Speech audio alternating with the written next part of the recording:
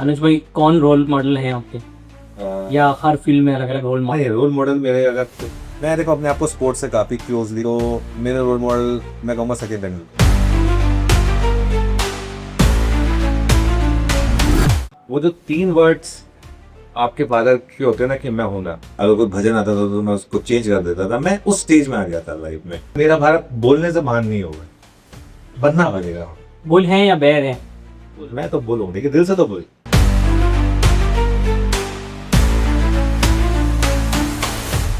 और इसी के साथ मैं मंच पर आमंत्रित करना चाहूंगा एक ऐसे व्यक्तित्व को जिनका मानना है कि फाइनेंशियल अवेयरनेस ही लॉन्ग टर्म वेल्थ क्रिएशन की सबसे मजबूत नींव है। आइए एक बार जोरदार ताली के साथ स्वागत करते हैं ब्लू स्काई फिनटेक के को फाउंडर और आज के हमारे होस्ट मिस्टर सिद्धार्थ कर्नावर।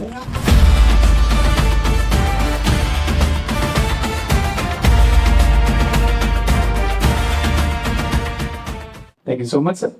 इसी के साथ आज हमारे साथ एक ऐसी पर्सनालिटी मौजूद है जिनकी आवाज पिछले कई दशकों से मार्केट इंसाइट्स और फाइनेंशियल लिटरेसी की पहचान बन चुकी है, जिसे आज पूरे भारत के करोड़ों इन्वेस्टर्स भरोसा करते हैं। सीएनबीसी आवाज के मैनेजिंग एडिटर के तौर पर एक बार जोरदार ताली के साथ स्वागत कीजिए मिस्टर अनुज सिंघल का।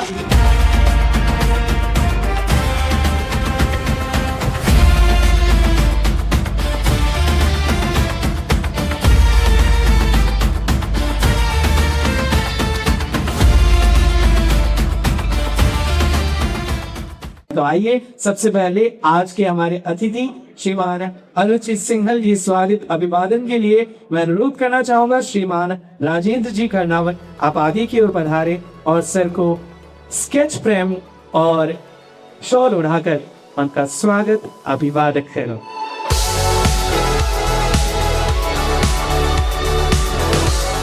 नाम से नहीं, काम से पहचान बनती है और वक्त के साथ कुछ कहानियां बनती है। आज हम आपके लिए एक ऐसी कहानी लेके आए जिसने करोड़ों इन्वेस्टर्स को वेल्थ क्रिएशन करने में हेल्प करी है। अनुज भाई, आपका स्वागत है हिंदुस्तान के पहले दलाल स्टूडियो में। कैसा महसूस कर रहे हैं यहाँ आके? Thank you Siddharth. और सच बताऊं तो it's nice to be on the other side, और काफ़ी अच्छा स्टूडियो आपका, थोड़ा सा इंस्पिरेशन मुझे भी मिल रही है। तो ऐसा कुछ हमें भी ट्राई करना चाहिए। और थैंक यू द ऑडियंस। और जब आपने मुझे कहा कि ऑडियंस होगी, और मेरा तो जहाँ भी रिटेल इन्वेस्टर्स, एचएनआई इन्वेस्टर्स सबसे मिलने का मन करता है, तो मैं तो मौका छोड़ता नहीं। तो मुझे अच्छा लग रहा है आज यहाँ पर आकर, और होपफुली आप सब लोगों से कुछ सीख कर जाऊँगा। देखिए, सिखाने का तो ऐसा है कि मार्केट हमको सब सिखा ही रहा है आजकल। तो ऐसी मार्केट है, इस मार्केट में कोई भी अगर ये कहे कि वो कुछ सिखा सकता है, तो फिर मार्केट अगर बता देती है कि बॉस बैठ जाओ जरा।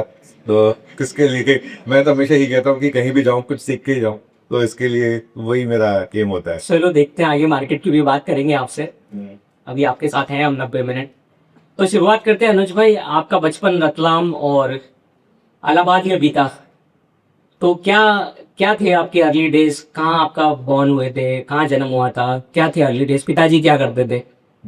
जन्म तो मेरा हुआ था हिली मंडी में, हरियाणा में। बहुत ही छोटा सा गांव है। ओके। और हिली मंडी में पैदा हुआ मैं। उसके बाद पापा की मेरी ट्रांसफरेबल जॉब थी। पापा बैंक ऑफ बड़ौदा में थे। बैंक ऑफ बड़ौदा में थे पापा। तो पापा क्लर्क थे बैंक ऑफ बड़ौदा में। फिर वहाँ से जब तक रिटायर हुए तब तक मतलब काफ़ी चीफ मैनेजर बन गए थे। लेकिन प्रॉब्लम क्या थी कि ट्रांसफरेबल जॉब थी, तो मेरा एड्रेस कभी परमानेंट नहीं था। ओके। बचपन में कभी भी कोई पूछता था कि हमारा एड्रेस क्या है, तो हर 6 महीने बाद, हर 1 साल बाद, हर 1.5 साल बाद कुछ नया एड्रेस होता था। पिताजी की जॉब के? पिताजी की जॉब की वजह से, तो वैसे कि अपना घर नहीं होता था ना। बराबर। क्या होता था कि भाई क्लर्क जिनके 4 बच्चे हो, वो क्या ही उनकी सैलरी होती होगी, तो किराए के घर पे रहते थे। और उस समय पे क्या है ना, अभी आज पे जैसे बॉम्बे वगैरह में होता है, आपकी लीज हो गई 2 साल की लीज है, ये सब है, वो सब थोड़ा ना होता था। उस समय पे आपको कोई घर दिखा, आपको पसंद आ गया, आपने रेंट पे रहना शुरू कर दिया। मकान मालिक का 3 महीने बाद मन करा कि नहीं, कोई और किसी और को रखना, किसी और को ले आया, तो बोरिया बिस्तर उठा के कहीं और चल दिए। तो इस तरीके से, मतलब मुझे फ्रैंकली बोलूँ ना, मुझे याद नहीं है कि मैं कितने बचपन में, मैं कितने घरों में रहा हूँ। वैसे रतलाम में 3 साल रहे, रतलाम में 3 साल में मेरे ख्याल से हमने 4 घर चेंज करे। रतलाम में? हाँ, रतलाम में। तो कोई पर्टिकुलर एड्रेस मुझे याद नहीं है सच, एक एड्रेस याद होगा, लेकिन उसके अलावा फोन नंबर तो खैर होता ही नहीं था उस समय, वो तो खैर बात अलग ही है। तो लेकिन एक जो चीज़ अच्छी रही ना कि मैं हरियाणा से शुरू की, मैंने यूपी गया, एमपी गया, दिल्ली में रहा, तो कहीं ना कहीं, और ज़्यादातर मैं छोटे शहरों से रहा। और ये जॉब चेंज होता था पिता? जॉब पापा का चेंज होता था। तो अब जैसे मैं यहाँ, आपको स्कूलिंग भी कितना टफ होता? टफ तो होता था, लेकिन एक अच्छी एडवांटेज ये हो गई थी कि पापा थोड़े विजनरी थे, तो उन्होंने सेंट्रल स्कूल में हमारा एडमिशन करा दिया था। तो उससे होता क्या था कि आप कहीं भी जाएं केंद्रीय विद्यालय, तो केंद्रीय विद्यालय टू केंद्रीय विद्यालय आपको आराम से एडमिशन मिल जाता। अच्छा। हाँ, तो उसमें कोई दिक्कत नहीं होती। अब जैसे मैं यहाँ पे आया, ब्यावर आया, मैं सब हाँ। बताऊँ तो मतलब मुझे बिल्कुल एकदम घर वाली फीलिंग हो रही थी। मतलब ऐसे जैसे वही, मतलब पुराना दिन याद आया? पुराने दिन याद आ रहे थे, वही वैसे मकान है ना वो, और बॉम्बे से बहुत अलग है। बॉम्बे से बहुत अलग है। गाय घूम रही हैं, मतलब मुझे याद है कि सर बताते हैं, हंसने की बात नहीं है, मैं अभी भी एक चीज बताऊं, मैं एक चीज मिस करता हूँ। आप लोगों को शायद ये मतलब बहुत अजीब बात लगे, हमारे घर में बचपन में माँ खाना बनाती थी, हम 4 भाई बहन थे, हम चारों भाई बहन एक प्लेट में खाना खाते, क्योंकि Right. ऑब्वियसली अब मेड वेड कुछ थोड़ा होती थी, Right. तो उसके बाद सब काम खुद ही करना है, तो इसके लिए कि पेट में सब, तो जब चारों इकट्ठे हो जाएंगे तभी खाना खाते थे। उसमें रूल होता था, पहले पहली रोटी गाय को खिलाई, ये अभी राइट। तो हम लोग वो फॉलो करते थे। तो पहले, अब वो हैबिट छोड़ गई, अब बॉम्बे पे गाय ढूंढने जाएंगे तो खुद ही नहीं खा पाएंगे, तो वो इसके लिए, तो वो ये सब छोटे शहर में आके ना, ये तो मुझे बहुत अच्छी लगती। और सच बताऊं मैं कहीं ना कहीं मुझे फीलिंग आती कि यार ये लाइफ ज्यादा अच्छी थी। मंडली का शो इधर से ही कर लेते हैं। आप मेरे लिए स्टूडियो बनवा दो, मैं तो 6 महीने आ सकता। मेरे को सच बताऊं तो ना, एक अपनापन जो होता है ना, वो छोटे शहर में आके पता चलता है। मतलब मुझे 2 साल हो गए मेरे करंट एड्रेस पे, मुझे बगल वाले फ्लैट में कौन रहता मुझे नहीं पता, मैं सच बता रहा हूँ, मुझे नाम नहीं पता उनका, मेरे बगल वाले फ्लैट में कौन रहता है। 8 फ्लैट है उसमें, बहुत डिस्कनेक्ट है। बहुत ज्यादा डिस्कनेक्ट है। खैर थोड़ा उसमें मैं भी ब्लेम करूँ, मैं सुबह 6 बजे निकल जाता हूँ, और हमारे तो एक गली छोड़ के दूसरी गली में कौन रहता वो भी पता होता जी हाँ, जब मैं जब गुड़गांव में रहता था तो पूरा मोहल्ला, पूरा सबके नाम याद होते थे, कौन है ये भैंस किसकी, ये तक पता होता था। तो फॉरगेट अबाउट कि ये लड़का किसका है, उस समय तो मतलब वहां पर तो ये उस समय सिचुएशन होती थी। बराबर। तो स्कूल में पहले तो आप स्टार्ट जब किए स्कूल तो बड़े टॉपर थे, हाँ। और लास्ट में एकदम बैक बेंचर हो गए, ये क्या हो गया तो ये क्या हो गया ना कि क्या असल में क्या था ना, देखो शुरुआत में गुड़गांव में था, लहेली मंडी, फिर थोड़ा सा गुड़गांव में रहा, फिर इलाहाबाद ट्रांसफर हो गया, वापस गुड़गांव आए, फिर गुड़गांव से रतलाम गए। तब तक ठीक था सब, तब मैं छोटे शहरों में था, और तब तक एक था कि हाँ पढ़ाई अच्छी करनी है, सबको बीट करना है, सब कुछ करना है, तो वो मैं फ्रंट बेंचर था। मतलब मैं अगर सब कर रहा हूँ तो अगर मैं टॉप 3 में नहीं आया तो मैं रुदा था। अच्छा, तब मैं मतलब ये कौन से स्टैंडर्ड का था? ये 8th स्टैंडर्ड का, 8th या 9th स्टैंडर्ड तक मेरा रिकॉर्ड था कि अगर मैं टॉप 3 में नहीं हूँ तो फिर मैं रोता था। फर्स्ट तो मैं कभी नहीं आया, क्योंकि जहां भी गया ना कोई ना कोई मुझसे तो बहुत ज्यादा अव्वल दर्जे का था, राइट। तो वो तो क्लियर हो गया था कि फर्स्ट नहीं आ रहा, लेकिन सेकंड या थर्ड तो आ जाओ कम से कम, तो वो ठीक है। मेरी चेंज हुई ना, मैं जब दिल्ली आया, पहली बार बड़े शहर में आया मैं, तब मैं था 10th स्टैंडर्ड में, सीधा बोर्ड वाला स्टैंडर्ड, और दिल्ली में? दिल्ली में। तो वहां पे मैं सच बताऊं ना, तो थोड़ी सी तभी MTV आया था, ये सब चीजें नई नई हो रही थी, मतलब लड़के लड़कियां साथ में, कभी देखा नहीं था कि लड़के लड़के साथ में कोएड स्कूल में? कोएड स्कूल में, मतलब कोएड स्कूल में पढ़ा था पहले, लेकिन मुझे पता था डिस्टेंस होता था। दिल्ली में ऐसा कुछ नहीं था, मतलब सब कैंटीन में सब साथ बैठे हैं, कुछ तो 10वीं में आने के बाद बिगड़ गया? तो बिगड़ गया, सच बताओ डॉक्टर, हवा लग चाहिए कुछ से। तो एक चीज बताऊंगा वैसे, लेकिन मैं एक्चुअली सच बोलूं तो इफ आई लुक बैक, मैं तो खुश बताऊं कि मैं लाइफ में फेस जरूरी था, क्योंकि फ्रंट बेंचर्स की लाइफ तो बड़ी बोरिंग होती है, फिर वही 95% लाओ, 98% लाओ, IIT में एडमिशन लो, इन्फोसिस में जॉब करो, फिर IIM जाओ, उसके बाद फिर कहीं बड़े उसमें जॉब करो, फिर CEO की रेस में लग जाओ, फिर ये सब करते रहो, लाइफ तो एंजॉय नहीं कर पाते। राइट। अभी लाइफ तो मैंने एंजॉय की, फिर जब मैं स्कूल में आया, कॉलेज में आया। अच्छा, जैसे मैं इसका एग्जांपल देता हूँ, अब मेरा भाई बड़ा भाई, मेरे 2 बड़े भाई हैं, दोनों जीनियस, दोनों ने आईआईटी में रैंक होल्डर थे दोनों। ओके। और मुझे आईआईटी का आई तक भी नहीं पहुंच पाया मैं तो अब वो बड़ा भाई का आईआईटी में जो हुआ, उसके बाद इंफोसिस में जॉब लगी। इंफोसिस में जॉब लगी तो ऑब्वियसली बैंगलोर में जॉब थी इंफोसिस में, तो बाइक खरीद ली उसने, अच्छी सी एकदम यामाहा की स्वाइन की बाइक।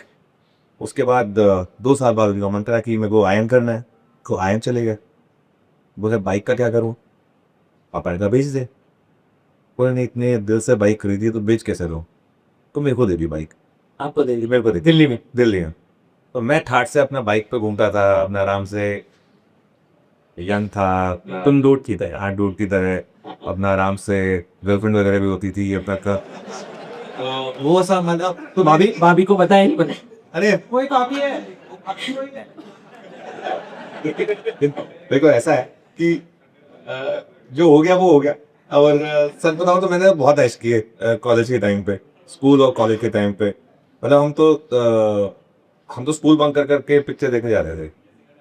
ये मतलब आए थे, बहुत लोगों को पता नहीं होगा, आज की डेट में मेरी लाइफ देख के लगता नहीं होगा कि जो मतलब इतना डिसिप्लिन वाला आदमी है, जो रोज सुबह सुबह चाहे कुछ भी हो जाए 8 बजे टीवी पे दिखता ही है, वो स्कूल भी बंक करके सब, तो वो सब किया मैंने।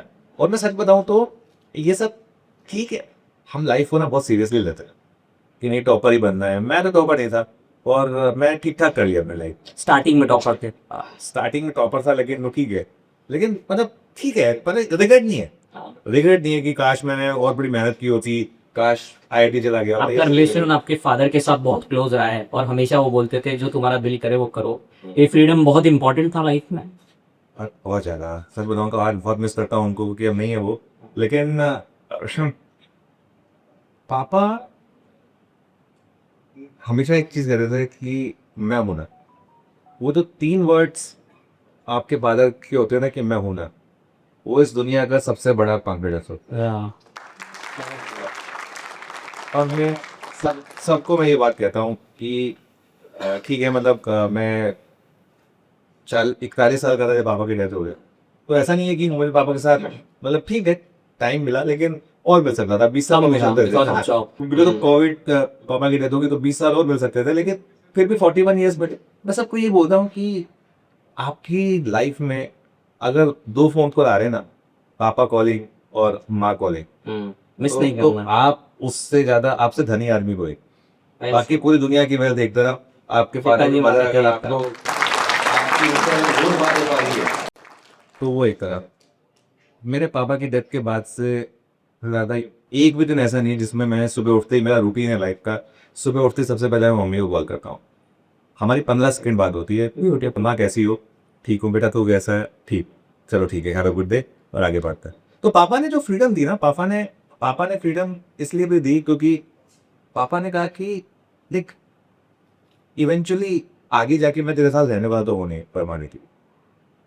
पापा ने एक बार मुझे कही थी कि तेरी लाइफ में मैं एजुकेशन, चाहे तू बीए करे, चाहे आईआईटी करे, चाहे इंजीनियरिंग करे, एमबीए करे, पीएचडी कर, जहां तक तेरे को एजुकेशन चाहिए ना वो सपोर्ट मैं करूंगा, लेकिन उसके बाद यूर ऑन योर ओन। उसके बाद लाइफ में तुझे खुद फाइनेंशियली मैं कोई हेल्प नहीं करूँ। एकदम बोल्डली साफ बोल दिया पापा ने बोला ना तो मैं तेरी शादी कराऊंगा, ना मैं तेरा घर का बना के दूंगा, ना मैं कुछ करूंगा। मैंने खुद किया तो भी खुद करेगा। तो मेरे पापा का तो फादर बहुत, पापा मेरे ख्याल से 8-9 महीने के तभी उनकी डेथ हो गई थी, तो वो उन्होंने तो मतलब 8 सब कुछ खुद ही किया है। खुद ही किया है, सब कुछ खुद ही किया था। तो उन्होंने ये कहा था कि मैं पढ़ाई पूरी करा दूंगा, लेकिन उसके बाद मुझसे कुछ एक्सपेक्ट मत कर कि मैं करूंगा। तो वो कहीं ना कहीं ना at the back of your mind था कि चलो ठीक है, वो माइंडसेट वैसा बन वो जाओ। माइंडसेट वैसा बन गया कि हाँ कुछ ना कुछ तो करना है। वो अच्छा फ्रीडम थी, इसका मतलब ये नहीं कि उस फ्रीडम को हमने मिसयूज की। और पापा के अंदर भी एक चीज थी, पापा को कॉन्फिडेंस था ये कि कर फ्रीडम लेगा। कहीं तो मिसयूज नहीं होगी। जैसे पापा, जब मैं बॉम्बे आया था तो पापा ने मुझे कहा था कि बेटा सिगरेट मत पीना पड़ेगा, तुमने आज से सिगरेट नहीं पिएगी। अच्छी बात। और अब पापा नहीं है तो भी, लेकिन पता है कि कहीं ना कहीं से देख ही रहे, तो कभी दोस्तों के साथ बैठता हूँ, वो सब, लेकिन मेरा बहुत क्लियर कि नहीं, मुझे नहीं स्मोक कभी, है ना। मेरे फादर के साथ रिलेशनशिप मेरा ऐसा था, मैं आपको एक इंसिडेंट बताता हूँ। ये सब एक्चुअली अब दिन से निकल रहा है मेरे, जब आपने अरे बुलाइए आपको दिल से बात करने के लिए। तो मैं स्कूल में था, आई थिंक 12th स्टैंडर्ड में थे हम, तो एक पार्टी हो रही थी। तो मेरे दोस्त ने एक पार्टी रखी थी, उसने कहा था कि शाम को पार्टी है तो आ जाना, तो बियर पिए। मैंने लाइफ में पहली बार वो सुना था उस समय। अरे मैं कहा, तो मैंने घर पे आके पापा को बताया, मेरे पापा ऐसे दोस्त है पार्टी दिला रहा है और बियर पिए बात कर रहा हो। पापा ने कहा बेटा ठीक ऐसा है, अभी तुम 18 की नहीं हो, जब 18 के हो जाओगे तब पार्टी करना और तब ले लेना, उससे पहले नहीं करना। मैंने कहा ठीक है, तो मैंने नहीं किया। मेरा 18th बर्थडे था, 18th बर्थडे था मेरा। शाम को पापा आए, पापा ने कहा चला कुछ काम है। मैंने कहा क्या काम है पापा? बोलते आ तो सही। मैं गया, पापा ने एक नई ब्लैक लेबल की बोतल लाई अच्छा, सामने से। सामने। पापा ने ड्रिंक बनाया, एक अपने लिए एक मेरे लिए। पापा ने कहा तेरा पहला ड्रिंक मेरे साथ। और so this is the freedom. This was the freedom. पापा ने कहा था कि तू 18 का हुआ तो पीना। आज अंकल देख रहे होंगे तो हाँ, मतलब तो लेकिन उनको पता था कि इसका मतलब ये नहीं कि ये मतलब उसको मिसयूज करेगा। या तो वो अब तो उन्होंने मुझे बोला भी था कि देखो इसकी आदत नहीं डालना, लाइफ में मौके आएंगे, कभी सेलिब्रेट करना है, कभी कुछ है, कभी दोस्तों के साथ बैठे हैं, एंजॉय कर लिया, एक लाइट मोमेंट है ना। मैं वहीं तक रखता हूँ अपने आप को। पब्लिक प्लेटफॉर्म पे मैं एक्सेप्ट कर रहा हूँ कि मैं मतलब कई बार बहुत लोगों को संकोच लगता है ना उस बात से, Right. लेकिन मेरे को संकोच लगता है, मुझे लगता है कि इसमें कुछ गलत है। अगर आप कुछ लाइट मोमेंट्स एंजॉय कर रहे हैं अपनी फैमिली के साथ, अपने फ्रेंड्स के साथ, तो ठीक है फिर। तो वो मतलब वो freedom बहुत वो फ्रीडम बहुत इंपॉर्टेंट। फिर आप IIMs लखनऊ गए। नहीं गया नहीं, अच्छा, दरवाजे तक भी नहीं जा पाया। दरवाजे तक भी नहीं जा पाए, वहाँ रिजेक्शन फेस किया। हाँ मतलब क्या हुआ था वहाँ? कैट का एग्जाम क्लियर कर लिया था। ओके। कैट का एग्जाम क्लियर किया था। IIM लखनऊ से कॉल आया था, IIM लखनऊ गया इंटरव्यू देने के लिए। समझ में आ गया कि अपने बस नहीं। वो वहाँ तो एक डिस्कशन हुआ, इंटरव्यू हुआ, और सच बताऊँ ना, अच्छा हो नहीं, अच्छा हुआ, अच्छा हो, कोई रिग्रेट नहीं। कोई रिग्रेट नहीं। बिकॉज अगर वहाँ गया होता तो आप लोगों के साथ नहीं बैठा होता। सच बता रहा हूँ, मतलब मुझे थोड़ा इसी स्लो कर लीजिए प्लीज। हाँ, मुझे मुझे जो आज की डेट में, हाँ, आज की डेट में मैं रिसेंटली यहाँ गया था, हमारा वडोदरा गया था, हमारा इन्वेस्टर करके 800 लोग आए हुए थे, और 800 लोग आए हुए थे कैंप। मतलब मेरा प्रेजेंटेशन जो हमारा था वो 40 मिनट्स का था, 1 घंटा लग गया मुझे उसके बाद वहां से निकलने में हाँ वहां से निकल, तो लोगों ने जाने नहीं। तो बहुत प्यार करते हैं। बहुत प्यार मिलता है कहीं भी जाता हूँ, और मुझे ना उस चीज से अच्छा लगता है। और तो अगर वो IIM क्या होता तो आज किसी कॉर्पोरेट में जॉब कर रहा होता, कहीं हो सकता है कोई कुछ था डायरेक्टर की पोजीशन में होता, कहीं होता अच्छी सैलरी होती, सब कुछ होता, वो मैं मानता हूँ। लेकिन ठीक है, अभी भी कोई खराब सैलरी नहीं, ठीक ठाक। तो ये सिलसिले की मीडिया की शुरुआत कब हुई थी? 2003 में? पहले तो आपने CNBC में इंटर्नशिप से चालू किया। एक्सीडेंटल हुआ, एकदम एक्सीडेंटल था। किसका फोन आया था इंटर्नशिप? नहीं फोन आया नहीं था, अप्लाई किया था इंटर्नशिप? अप्लाई किया था, बकायदा अप्लाई किया था। मैं आपको पूरी स्टोरी बताता हूँ। तो मैं MBA कर रहा था दिल्ली में, एक झूठ नहीं बोलूंगा, मतलब even though we should always be proud of our alumni, या बट एक इशू क्या है, वो कॉलेज बंद हो गया, तो फिर उसमें क्या ही करेंगे। लेकिन खैर anyway, तो उस समय मैं एक छोटे से कॉलेज में था, MBA कर रहा था। लेकिन ये अच्छी चीज़ थी, मेरी एक फैकल्टी मेंबर थी, वो मुझे काफ़ी लगा कि काफ़ी पहुँचे, ओके, नेटवर्क दे। नेटवर्क। अब मुझ तरीके से बात करती थी ना, समझ में आ जाता था। मैं 2001 की बात कर रहा हूँ, तभी F&O इंट्रोड्यूस हुआ था इंडिया में, है ना। हाँ, तो उस समय क्या हुआ कि F&O का एक हमारे यहाँ मॉड्यूल, मतलब एक बन क्लास हुई, जिसमें कोई बाहर से फैकल्टी आए थे, उन्होंने एक F&O की क्लास ली।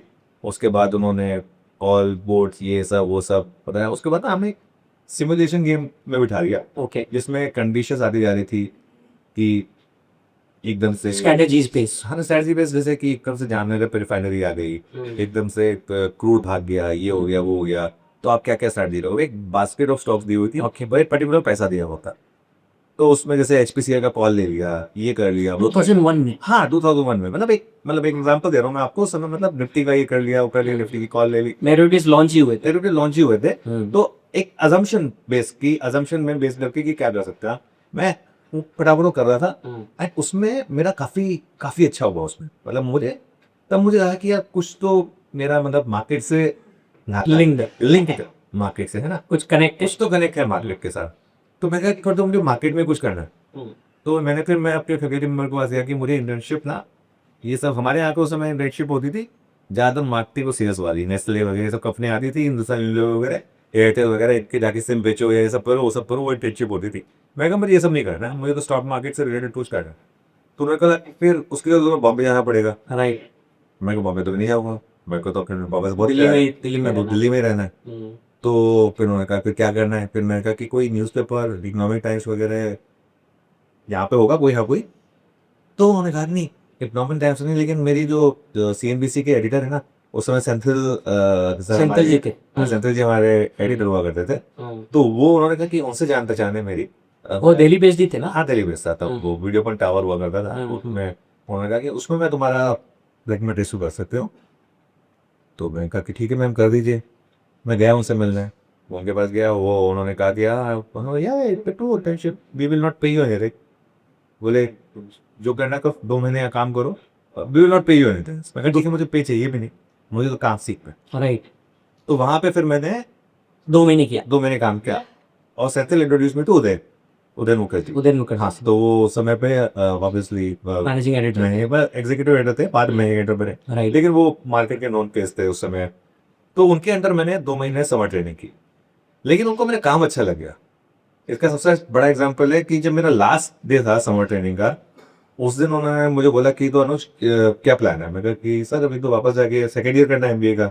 वो बोला नहीं क्या जरूरत है, कल से नौकरी पे आ जाओ। तो मतलब उनको इतना अच्छा लगा इतना सरप्राइज हाँ, हुआ होगा। तो और क्या क्या सैलरी थी फर्स्ट? बताता हूँ, उसको भी आता हूँ। तो लेकिन मैंने ली नहीं वो नौकरी। मैं कहा कि सर अभी मैं अगर अभी ज्वाइन कर लूंगा तो मेरी सीवी पे ग्रेजुएट लिखा रह जाएगा। मैं एमबीए कर रहा हूँ, 1 साल मैं कर चुका हूँ, मुझे दूसरा साल पूरा कर लेने दीजिए, मैं उसके बाद अगर उसके बाद मैं आ जाऊँगा। उन्होंने कहा नहीं, लेकिन ओपनिंग तो अभी है। राइट। 1 साल बाद मुझे पता नहीं कि मेरे पास ओपनिंग हो गई है। मैं कहा सर अगर मेरी किस्मत में होगी तो 1 साल बाद वो ओपनिंग वापस आए बराबर। है। और वो मेरी किस्मत में थी। ठीक। इससे ज़्यादा फैसिनेटिंग स्टोरी क्या हो सकती है। 30 जनवरी 2003 बर्थडे आप। मेरा बर्थडे, हाँ। और मेरा लास्ट एमबीए का एग्ज़ाम था, और हम लोग एग्ज़ाम लिखने के बाद ऊपर गए कैंटीन में, हम 4-5 दोस्त बैठे हैं, कुछ समझ में नहीं आ रहा है, किसी के पास जॉब नहीं है तब तक, कुछ नहीं है, क्या करना है क्या नहीं करना है। और मुझे फ़ोन आता है सीबीसी से कि उधर बुला रहे हैं आ जाओ। तो मैंने कहा कि आज तो मेरा बर्थडे है, तो मैं तो बर्थडे पार्टी रखी हुई है। तो सामने से बोलते हैं कि बॉस बर्थडे पार्टी कल कर लेना, अभी चलो तो यार, बुला रहे हैं, अपॉर्चुनिटी है आ जाओ, ठीक है ना। तो मैं कहा चलो ठीक। तो मैं गया, उनको याद था मेरा चेहरा, सब कुछ याद था। मैंने कहा अनुज आ जाओ, कल से नहीं, थर्सडे था उस दिन, 30 जनवरी 2003 को। उन्होंने कहा कि मंडे 3 फरवरी 2003, मुझे डेट्स वगैरह सब अच्छे से याद है। उन्होंने कहा कि आ जाओ, तुम्हारी सैलरी 12,000 सर 12,000। 12 2003। मैं एक्सपेक्टेशन लेके गया था कि 6-7 हज़ार की सैलरी, डबल मिल गया। और डबल मिल गया। तो मैं बहुत खुश हुआ, बाइक पे वापस आ रहा था, अपने आप से बात कर रहा था, हंस रहा था, खुश हो रहा था। मगर मैं 3-4 लोग कहते सर आपको क्या हो गया, आप अपने आप से क्यों बात कर रहे हो। मैं लिटरली इतना खुश था उस दिन। तो खैर 12,000 की सैलरी काफ़ी थी, अच्छा था मतलब। तो वहाँ से स्टार्ट हुआ। तो 12,000 की सैलरी से अभी पूछ लो सैलरी कितनी। टचवुड अभी काफ़ी अच्छी है। हाँ, और और सैलरी को लेकर कंप्लेन नहीं, टचवुड। राइट। हाँ, देखो मैं एक चीज़ बताऊँ वैसे, मानो मतलब आपको 12,00,000 में भी आप अपना खुश रह सकते हो, बाकी आपको 12 करोड़ भी दे दो, अगर आपने दुखी रहना तो आप भी दुखी रहो। तो वो आपके ऊपर है। आप जैसे कहते हैं ना, आप अपनी फैमिली के साथ अगर खुश हो तो फिर क्या फर्क पड़ता है ना उसमें। अब जैसे ये वाली रील बनेगी तो शिरीन को भेज सकते। ठीक है, देखो मैं तो सबको मेरी फिलोसफी पता है। मैं वैसे भी ज़्यादा, अगर आप मुझे देखोगे ना, मैं कोई बहुत ज़्यादा ब्रांडेड कपड़े पहनता हूँ ना, मैं कोई बहुत ज़्यादा ब्रांडेड कोई घड़ी वड़ी पहनता हूँ। सिंपल, मैं अपनी लाइफस्टाइल बहुत सिंपल रखता हूँ मुझे, क्योंकि मुझे उसी में खुशी मिलती है। आप अगर मुझे पूछोगे मेरा फेवरेट हॉलीडे डेस्टिनेशन क्या है, कोई मैं एग्जॉटिक नाम नहीं लेता। मैं बोलता हूँ मैं अपनी फैमिली को उठाता हूँ, गोवा चला जाता हूँ। Simple, simple. 2 घंटे में पहुँच जाओ वहाँ पे, और एक अच्छी हॉलीडे मिल जाती है। हम लोग ऑनेस्टली बोलूं तो उससे ज़्यादा 10 गुना खर्चा करके आप कहीं यूरोप में हॉलीडे करने जाओ, उससे कहीं ज़्यादा अपने इंडिया में बहुत अच्छी हॉलीडे मिल जाती है। पीसफुल है। पीसफुल है, तो इंजॉय करने के ऊपर है आप। मैं तो, मेरे को ये मानना है कि आपको जितना पैसा मिल रहा है ना, आप उसमें अच्छे से गुजारा करो। फिर 2021 में कोविड आया।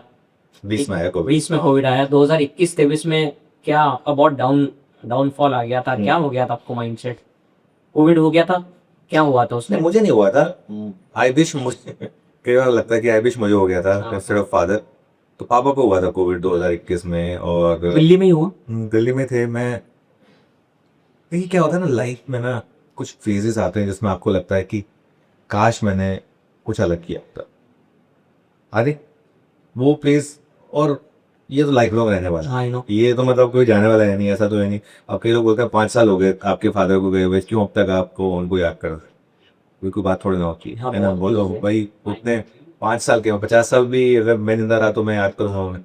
तो वो फेज बहुत टफ था मेरे लिए, सच बताऊं तो। उस फेज में, क्योंकि उस फेज में क्या हुआ कि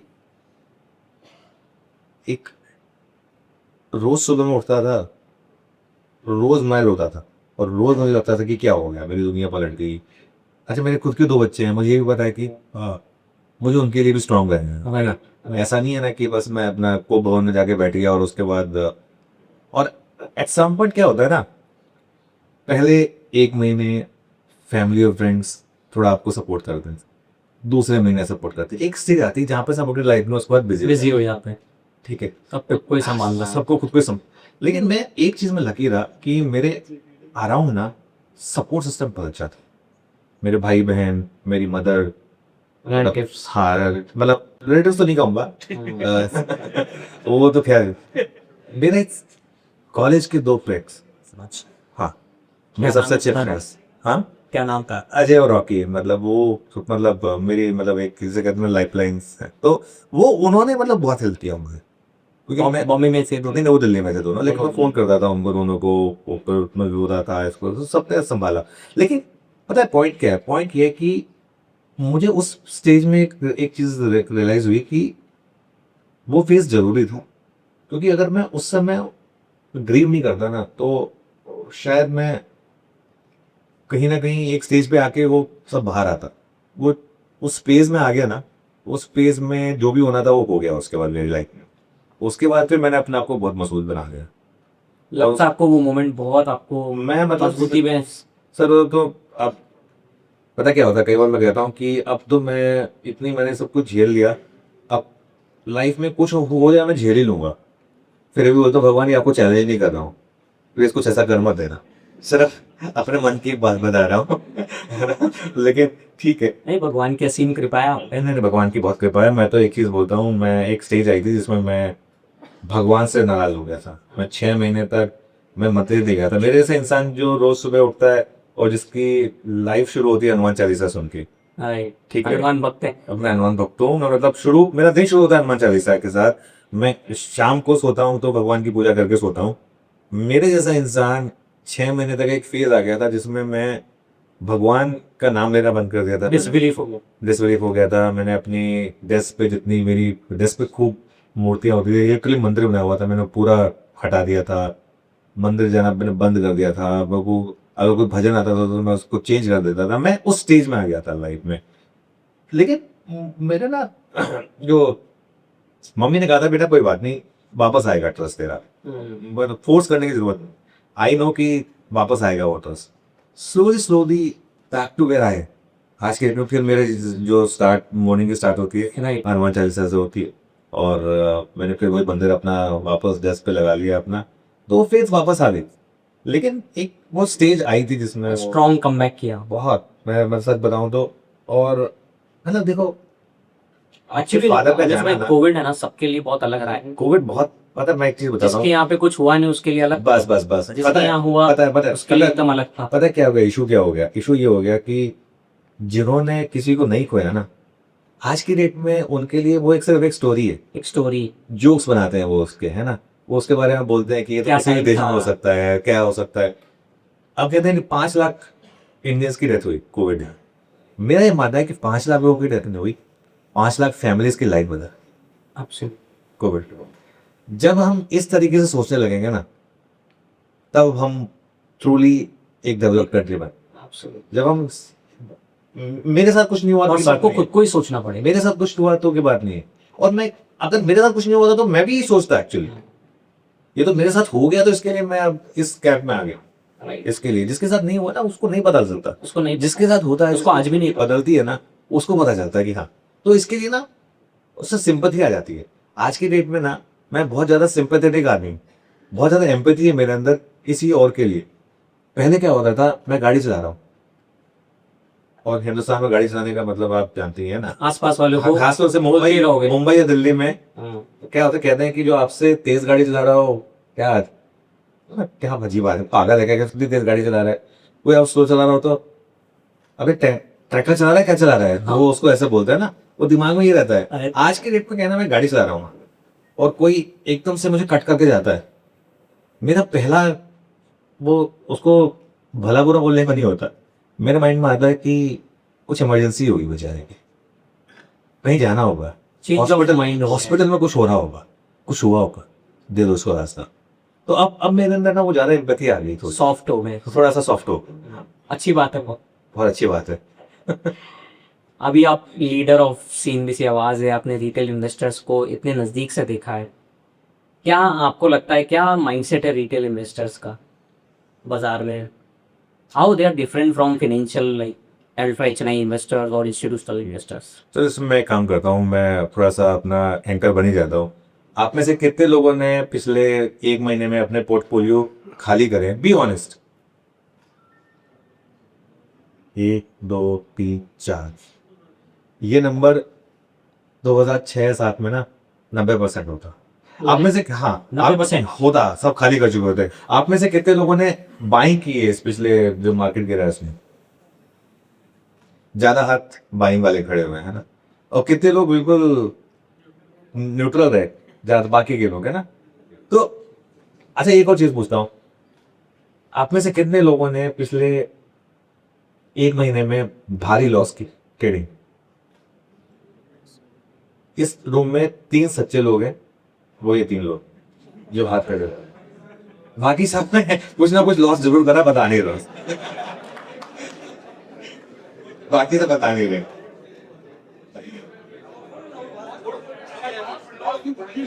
हाँ पोर्टफोलियो डाउन होना भी लॉस ही है यार, पोर्टफोलियो डाउन होना लॉस नहीं होगा क्या? हाँ तो फिर वो सबका हुआ है ना, तो हाथ खड़े करो ना यार, ये नहीं हुआ है यार ये तो फिर हाँ वो तो सारे है ना। तो फर्क ये है कि थिंकिंग बदल गई है। आज के डेट में सबको पता है कि लॉस जो वो नोशनल है, वापस आएगा, और जितना पैसा था उससे ज्यादा हो। सबको मालूम है ये बात, सब कॉन्फिडेंट है, ये कॉन्फिडेंस। तीसरी महाशक्ति हो गई देश की। मैं उस सब में नहीं जाता हूँ, ये सब चीजें जो होती है ना कि दूसरी महाशक्ति तीसरी महाशक्ति, 3 महीने एफआई ने 10,000 करोड़ रुपए की डेली सेलिंग कर दी, पूरा मार्केट घुटनों पे आ गया। हमें ना इन सब चीजों में नहीं पड़ना चाहिए कि हमको एफआई नहीं चाहिए, एफआई और मतलब एफआई को आना ही पड़ेगा, ये सब चीजें वो हमको होते हैं तय करने वाले। और एक सच बात बताऊं ना कहीं हमने भी गलतियां की हैं, जो एफआई नहीं आ रहे हमारी मार्केट में। एफआई को कहाँ रिटर्न मिला है हमारी मार्केट में? नहीं मिला। क्यों डॉलर मिला डॉलर है? तो मिला नहीं। बाकी देशों में, कोरिया में उनको 80% रिटर्न मिल गया, चाइना में उनको इतना रिटर्न मिल गया, ऑन टॉप ऑफ दैट हमने उन पर टैक्स लगा दिया, तो कोई क्यों आएगा आपके यहाँ पर? और देखिए एक चीज समझ लीजिए, हम डेवलप्ड कंट्री नहीं है, हम रिच कंट्री नहीं है, हम बनना चाहते हैं, राइट। हमारा सपना है। वो स्वदेश में शाहरुख खान बोलता है ना, मेरा भारत बोलने से महान नहीं होगा, बनना पड़ेगा, करना पड़ेगा, करना पड़ेगा। हम अभी महान नहीं है लेकिन हम बन सकते हैं। तो ये कहते हैं हम कि नहीं अब हमको एफआई की जरूरत नहीं है, हमको एफआई की जरूरत हमेशा रहेगी। आज हो गया ना $94 पे, कहाँ गई वो हमारी वो ब्रेवाडो कि हमें एफआई की जरूरत नहीं? एफआई को बुला रहे हैं अभी तो। अब तो बुला रहे हैं एफआई को, आओ भाई। सब रिक्वेस्ट कर रहे हैं, भाई साहब जो गलती होगी माफ कर दो। मैंने भी रील बनाई थी कि अगर हमसे कोई गलती होगी तो माफ कर दो, प्लीज आ जाओ, इस मार्केट को संभाल लो। क्योंकि देखिए क्या होता है ना, फॉरेन कैपिटल बहुत जरूरी होता है आपके लिए, वो Stability उस स्टेबिलिटी के लिए, करेंसी की स्टेबिलिटी के लिए, मार्केट स्टेबिलिटी के लिए। लेकिन एक चीज है, मार्च में एफआई ने 1 लाख करोड़ के करीब बेच दिया है, मेरे ख्याल से हिस्ट्री में सबसे ज्यादा बेचा उन्होंने, और पिछले 5-6 साल से बेचे रहे। इतना पिछले उन्होंने 3 साल में, करीबन 5 साल में, पोस्ट कोविड 2021 से 2026 हाँ करीबन 10 लाख करोड़ कैश मार्केट में बेचा है। हाँ Which is a big number. हाँ। तो चलो मैं आपसे पूछता हूँ, आप कितने साल से इस बिजनेस में? 20 years now. 20 ईयर्स है ना। आपने भी वो 2008 वाला ग्लोबल फाइनेंशियल क्राइसिस देखा, जरूर देखा। उससे पहले का आपने मार्केट देखा है। उस मार्केट में अगर एफआईएस ने इतना बेचा तो आज निफ्टी कहाँ होता? होता ही नहीं। है ना? मानते हो ना? आज की डेट में हम गिरे कितना है? 26,000 के हाई से 22,000, 500 का लो जो था, 15, 16, 17%। हाँ, तो 2003 से 8 में 4 बार निफ्टी गिरा था 20%। Absolutely. एक बार तो 30% गिरा था और ग्लोबल फाइनेंशियल क्राइसिस में 58% गिरा था। If my तब memory is right. इतना डेप्थ ही नहीं था, अभी बहुत डेप्थ। तो वो रिटेल की वजह से है। हाँ। वो रिटेल की वजह से है। Vault। तो उस मामले में मैं कहता हूँ कि हाँ, एक रिटेल ने एक वो सपोर्ट प्रोवाइड किया हमारी पास। तो डेली बेसिस पे आपके चैनल पे आप कैसे हेल्प आउट, क्या स्ट्रेटेजी रहता है रिटेल इन्वेस्टर्स को हेल्प आउट करने का? टीवी पे तो आप बोलते ही हैं, देखिए, बट कोई एक माइंडसेट है कि कैसे हम माइंडसेट है मेरा। स्पेसिफिक छोटी छोटी चीजें कवर करें? मेरा माइंडसेट मेरा क्या है? मेरा माइंडसेट ये है कि मुझे सुनते किसी का लॉस ना हो। मेरा ना इंस्टाग्राम और ट्विटर का डीएम ओपन रहता है, तो उसमें मुझे कई बार मैसेज आता है। आप बिलीव नहीं करोगे लोग कितना कन्विक्शन से जो हम एक बात भी बोलते हैं ना उस पर हैक करते हैं। सुबह मैं अगर चैट जीपीटी के स्टॉक्स लेकर आता हूँ या स्पॉटलाइट के स्टॉक्स लेकर आता हूँ, पब्लिक ब्लाइंडली उसको बाय करती है, ब्लाइंडली, इतना फेक। इतना फेक है। तो अब जब हम एक्साइटेड होते हैं ना, फिर जब इंट्राडे में स्टॉक में मूव आता है ना, क्यों एक्साइटेड होता हूँ? मुझे लगता है चलो मेरी बात सुन के किसी का लॉस नहीं हुआ होगा, है ना, 2 पैसे घर में आई होंगे किसी के, या बचे ही होंगे। बचे ही होंगे। तो मुझे ना उस चीज का ध्यान रहता है। तो इसके लिए मेरे मुंह से ना कभी आप कोई ऐसा स्टॉक नहीं सुनोगे जो मैं खुद जिंदगी में इन्वेस्ट नहीं कर रहा हूं। लाइफ का रूल है, अच्छा, लाइफ का रूल है। ऐसा कोई स्टॉक नहीं बोलूंगा जो अगर मैं खुद ना ले सकूं तो मैं पब्लिक के लिए बोलूं। बेसिकली आप वो formula mother test. Mother test तो खैर प्रोग्रामिंग के लिए हमारा। वो मदर टेस्ट क्या होता है कि मेरी मम्मी है जैसे, उनको बिजनेस न्यूज नहीं समझ में आती, लेकिन वो सुबह 8 बजे आवाज जरूर लगाता है, सुबह सुबह रोज 8 बजे से 10:30 बजे तक। हाँ, उनका क्या, वो मेरे को बोलते बेटा आज तेरी टाई थोड़ी सी खराब थी, आज का थोड़ा कॉलर इधर था, है ना। उनका हाँ, वो ये बात बोलने के लिए करती है अभी। लेकिन आप कई बार क्या होता है ना, वो पूछ लेती है कि बेटा ये रेपो रेट क्या होता है, तो मैं कहता हूँ कि जिस रेट पे बैंक आरबीआई से पैसे ले, तो बस थोड़ा और सिंपल करके ले बताओ। तो वो हम उस तरीके की कोशिश करते हैं, एकदम सिंपल होती है, जितना समझा नहीं सिंपल, जितना हमारा टिकर अलाउ कर सके। हाँ। वो उतने मतलब स्पेस भी होनी चाहिए ना, Right. तो उस हिसाब से उतना लिख सके। बाकी दूसरी जो बात आपने कही वो ये कि मैं स्टॉक्स, मेरा लाइफ का सिंपल रूल है, मैं कोई स्टॉक अगर रेकमेंड का मैं करता नहीं, मैं बस एक बताता हूँ ये अच्छा लग रहा है, खराब लग रहा है, क्या मैं खुद उस पर एक्ट करूंगा। वैसे तो खैर मैं ट्रेडिंग तो मैं करता नहीं हूँ, लेकिन क्या अगर मैं ट्रेडर होता तो क्या मैं वो खुद वो स्टॉक लेता? अगर उसका जवाब हाँ है तो मैं बोलता हूँ, वरना मैं नहीं। कितनी बार होता है कि कोई स्टॉक्स आते हैं मेरे रेडार आपको कन्विक्शन होना चाहिए खुद पे, मेरा खुद पे कन्विक्शन है, मेरा कन्विक्शन है। और देखिए क्या होता है, गलती सबसे होती है, राइट। हमारी भी। मेरा एक फेल है, मुझे आज तक मैं आज तक एक्सेप्ट करता हूँ। अच्छा, मैं तो अपनी गलती एक्सेप्ट करता हूँ, कई लोग नहीं करते। अभी जैसे मैंने एक व्यू लिया था जब 2023 में, उस समय पे सारे टारगेट हिट हो रहे थे हमारे निफ्टी पे, 2 3 4 5 6 ये वो सब हो रहा था, जो भी आपने बोला जो बोला वो हिट हो रहा था। हम्म। तो फिर मैंने एक बहुत अग्रेसिव व्यू लिया था, वो 27272 वाला। मैं आज तक उसको, आज तक 10 कमेंट में से एक आ जाता है, सर वो 27272 कब आएगा, तो 27272 कब आएगा। मैं कहता भाई मुझे नहीं पता कब आएगा। तो इसके लिए आएगा, वो भी आएगा। आएगा, वो भी आएगा। लेकिन ये क्या है ना, एक चीज सीख ली हमने पिछले इतने सालों में कि हम में से ना, विजय केडिया जी का एक बहुत अच्छा कोट है, हाँ। आपके यहाँ पे लगा हुआ है विजय केडिया जी का कोट। विजय केडिया जी का एक कोट है कि सिर्फ 2 लोग मार्केट का टॉप और बॉटम पकड़ सकते, एक भगवान और एक झूठा। भगवान तो हम है नहीं, झूठा हमें बनना है, सिंपल चीज। दोनों काम नहीं होने वाले। दोनों काम नहीं होने वाले। इस पूरे डिक्लाइन में जो मैं बहुत नेगेटिव था, मेरा व्यू बहुत क्लियर रहा, सबको मैंने बहुत संभाल के बोला कि नहीं लेना, अभी नहीं लेना, अभी नहीं लेना। मैंने एक चीज कही थी, मुझे नहीं पता कि ये कहाँ तक जाएगा, लेकिन बहुत खराब है। वो क्या हुआ फिर, वो 26,000 वाला 25,200, फिर 24,800, 24,500, फिर 23,800। अब वो क्या कहीं ना कहीं तो आगे रुकेगा। अब ऐसे में बोलूं 12,000, 15,000, 18,000, कोई मतलब है उस चीज का? अच्छा एक बात बताओ मुझे, इससे फायदा क्या है रिटेल का?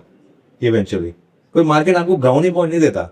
नहीं, फला ने 22,500 पे खरीद लिया और उसके बाद उसको हम इस 1000 पॉइंट के 2,000 पॉइंट देंगे, ऐसा थोड़ा ना है। नहीं, आपने ऐसा अगर पिछले 2 दिनों practically नहीं होता। प्रैक्टिकल आप पिछले अगर आपने पिछले 2 दिनों में मार्केट ने बहुत क्लीन मूव दिया और कहीं ना कहीं एक सेंस बन रही थी पिछले 2 दिनों में कि पुल बैक आएगा। पुल बैक आएगा, अच्छा वाला पुल बैक आएगा, और अगर आपने उसमें चेज भी किया तो अच्छा पैसा बन गया। Right. और मार्केट के जब ऐसे फेज आए तो उसकी वेट करो। हम्म, जरूरी थोड़ा है कि हमको मतलब हर पार्टी में जाना है। हमें ही सबसे पहले हीरो बनना Yeah. है ना। तो वो हीरो बनने का काम हमें तो नहीं करना, हमें तो बहुत क्लियर। ये अनुज भाई साइजिंग का रिटेल इन्वेस्टर्स को कैसे साइजिंग सबसे बड़ा गेम ही साइजिंग का है।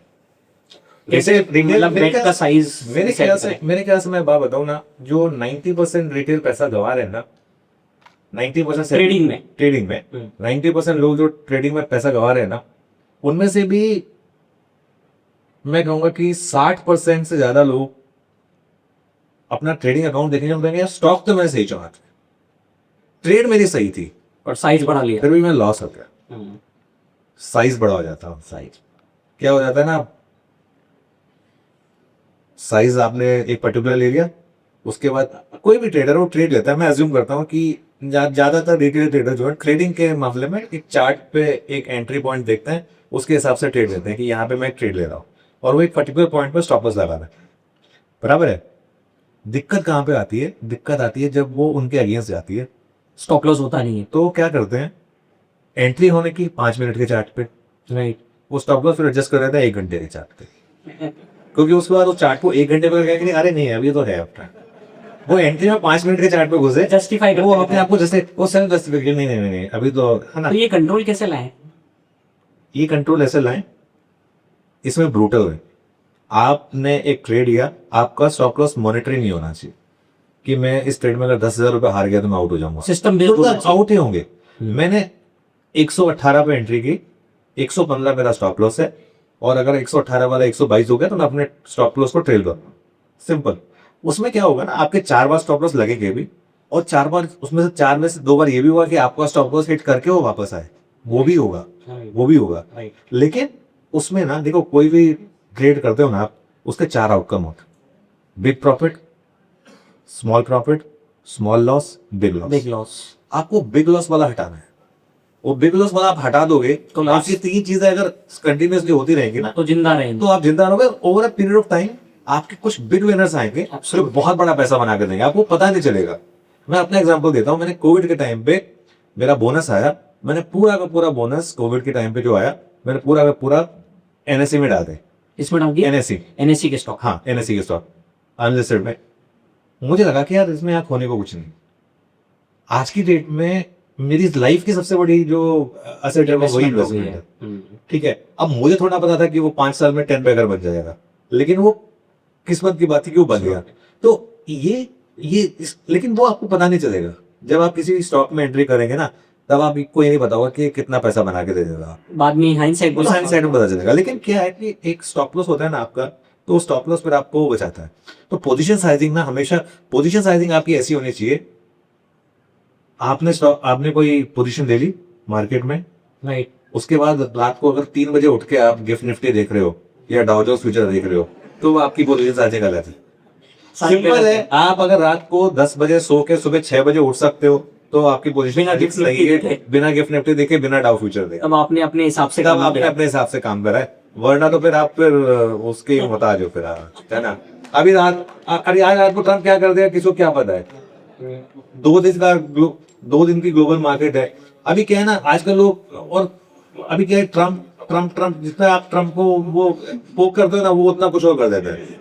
अभी लोग ट्रम्प को पोक करते हैं कि ट्रम्प बस की कुछ नहीं है, ट्रम्प ये है, ट्रम्प वो है, और ट्रम्प 2 दिन में आके कुछ कर देता, कहते सॉरी यार, क्या कर दिया आपने। कैसे कंट्रोल करें अनुज भाई इसको? नहीं कर सकते ना, उनकी खुद की, मुझे नहीं पता उनके परिवार में कोई कंट्रोल कर सकता है कि नहीं करता है। आप कहाँ से कंट्रोल करोगे? लोगों से अपने बच्चे कंट्रोल नहीं होते, वो ट्रांसफर कंट्रोल कर रहे हैं आज की डेट में। वैसे ही वो आज का जो जेंजी वगैरह है आज की डेट में मुझसे मेरी बेटी कंट्रोल नहीं होती। मैं मेरी बेटी को कुछ बोलता हूँ कि तो कहती पापा प्लीज लेट इट बी, मैं कर लूंगी। फिर तो अब आप ट्रम्प को क्या कंट्रोल करोगे? आप कोई कर सकता है, ट्रम्प नहीं कर सकते भाई, है ना।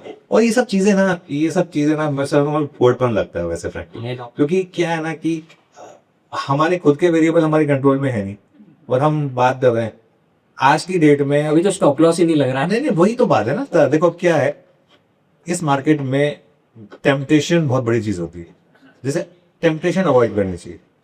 क्या हो जाएगा अगर आप आज आपने लॉन्ग कैरी नहीं किया, क्या हो जाएगा, परसों आप उठे, वॉर खत्म हो गई, सब कुछ हो गया, 400 पॉइंट का गैप अप हो जाएगा, 500 पॉइंट का गैप अप हो उसके जाएगा, बाद भी बाजार सस्ता है। सर्किट लग जाएगा, हाँ। बाजार तो खुला है उसके बाद भी, बाजार और ऊपर खुला ही है। आना है उसके बाद और वहां बहुत से, strong उसके बाद और उसके ऊपर बाद जाते हैं। उल्टा ज्यादा आपको अपॉर्चुनिटी मिलने वाली है। ये जो हमारे दिमाग में होता है ना कि मैं काश बॉटम में ले लिया होता, मैं सबसे ज्यादा जो है ना इससे बाहर आना पड़ेगा। उससे बाहर आना पड़ेगा। जो टॉप का 10% बॉटम का 10% पकड़ने की कोशिश होती है ना, सबसे ज्यादा लॉस उसमें होता है। जो बीच का 80% होता है ना, सबसे ज्यादा पैसा वहां पे, और वहां कर नहीं पाते। और वहां वहां पर आप करें।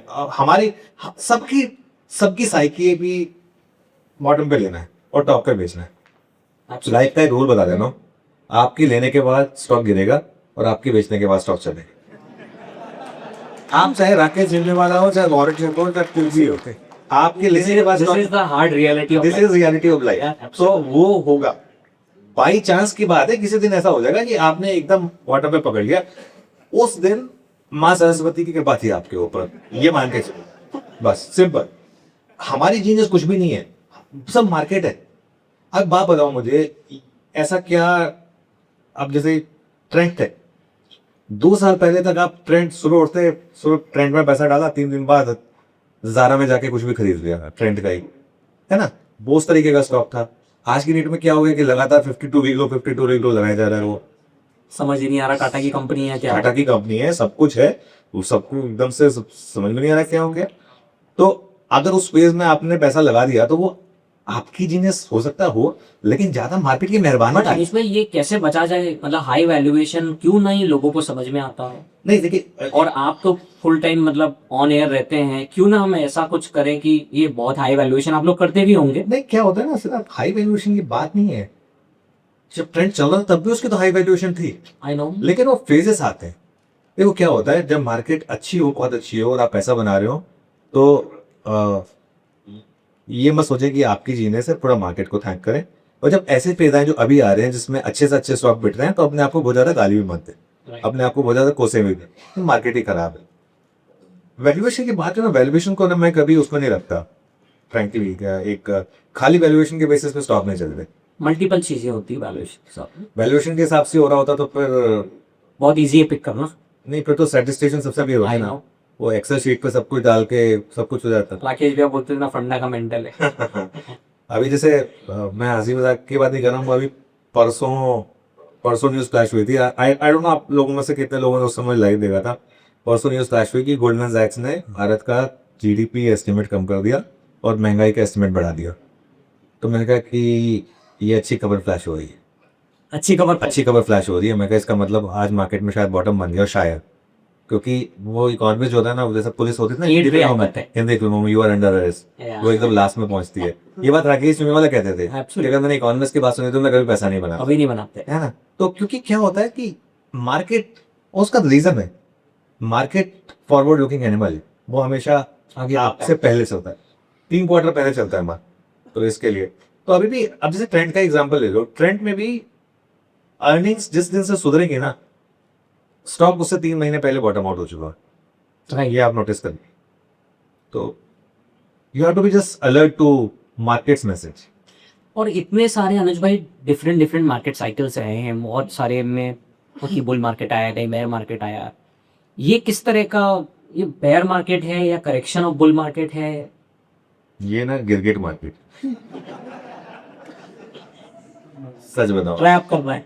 ये गिरगिट मार्केट है, इसमें गिरगिट पैसा बना रहा है। तो ड्रम साहब भी तो गिरगिट से कम। तो ट्रम्प भी तो गिरगिट ही है, उनके बालों का कलर भी ऐसा ही है।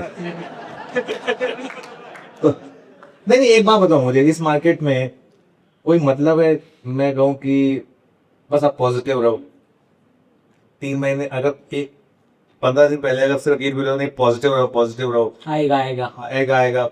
पैसा भी तो लिमिटेड होता है ना, बहुत ही हर दिन पे बाय करोगे सबसे तो कम चीज लाइफ में ये है। हाँ, तो उसके लिए तो, लेकिन ऐसा क्या बदल गया, 4 दिन पहले आप किसी भी लेवल पे सेल कर रहे थे, पैसा बन रहा था, कल और आज आपने किसी भी लेवल पे बाय कर लिया, पैसा बन ऐसा गया, नहीं है। तो वो गिरगिट मार्केट ही होगी।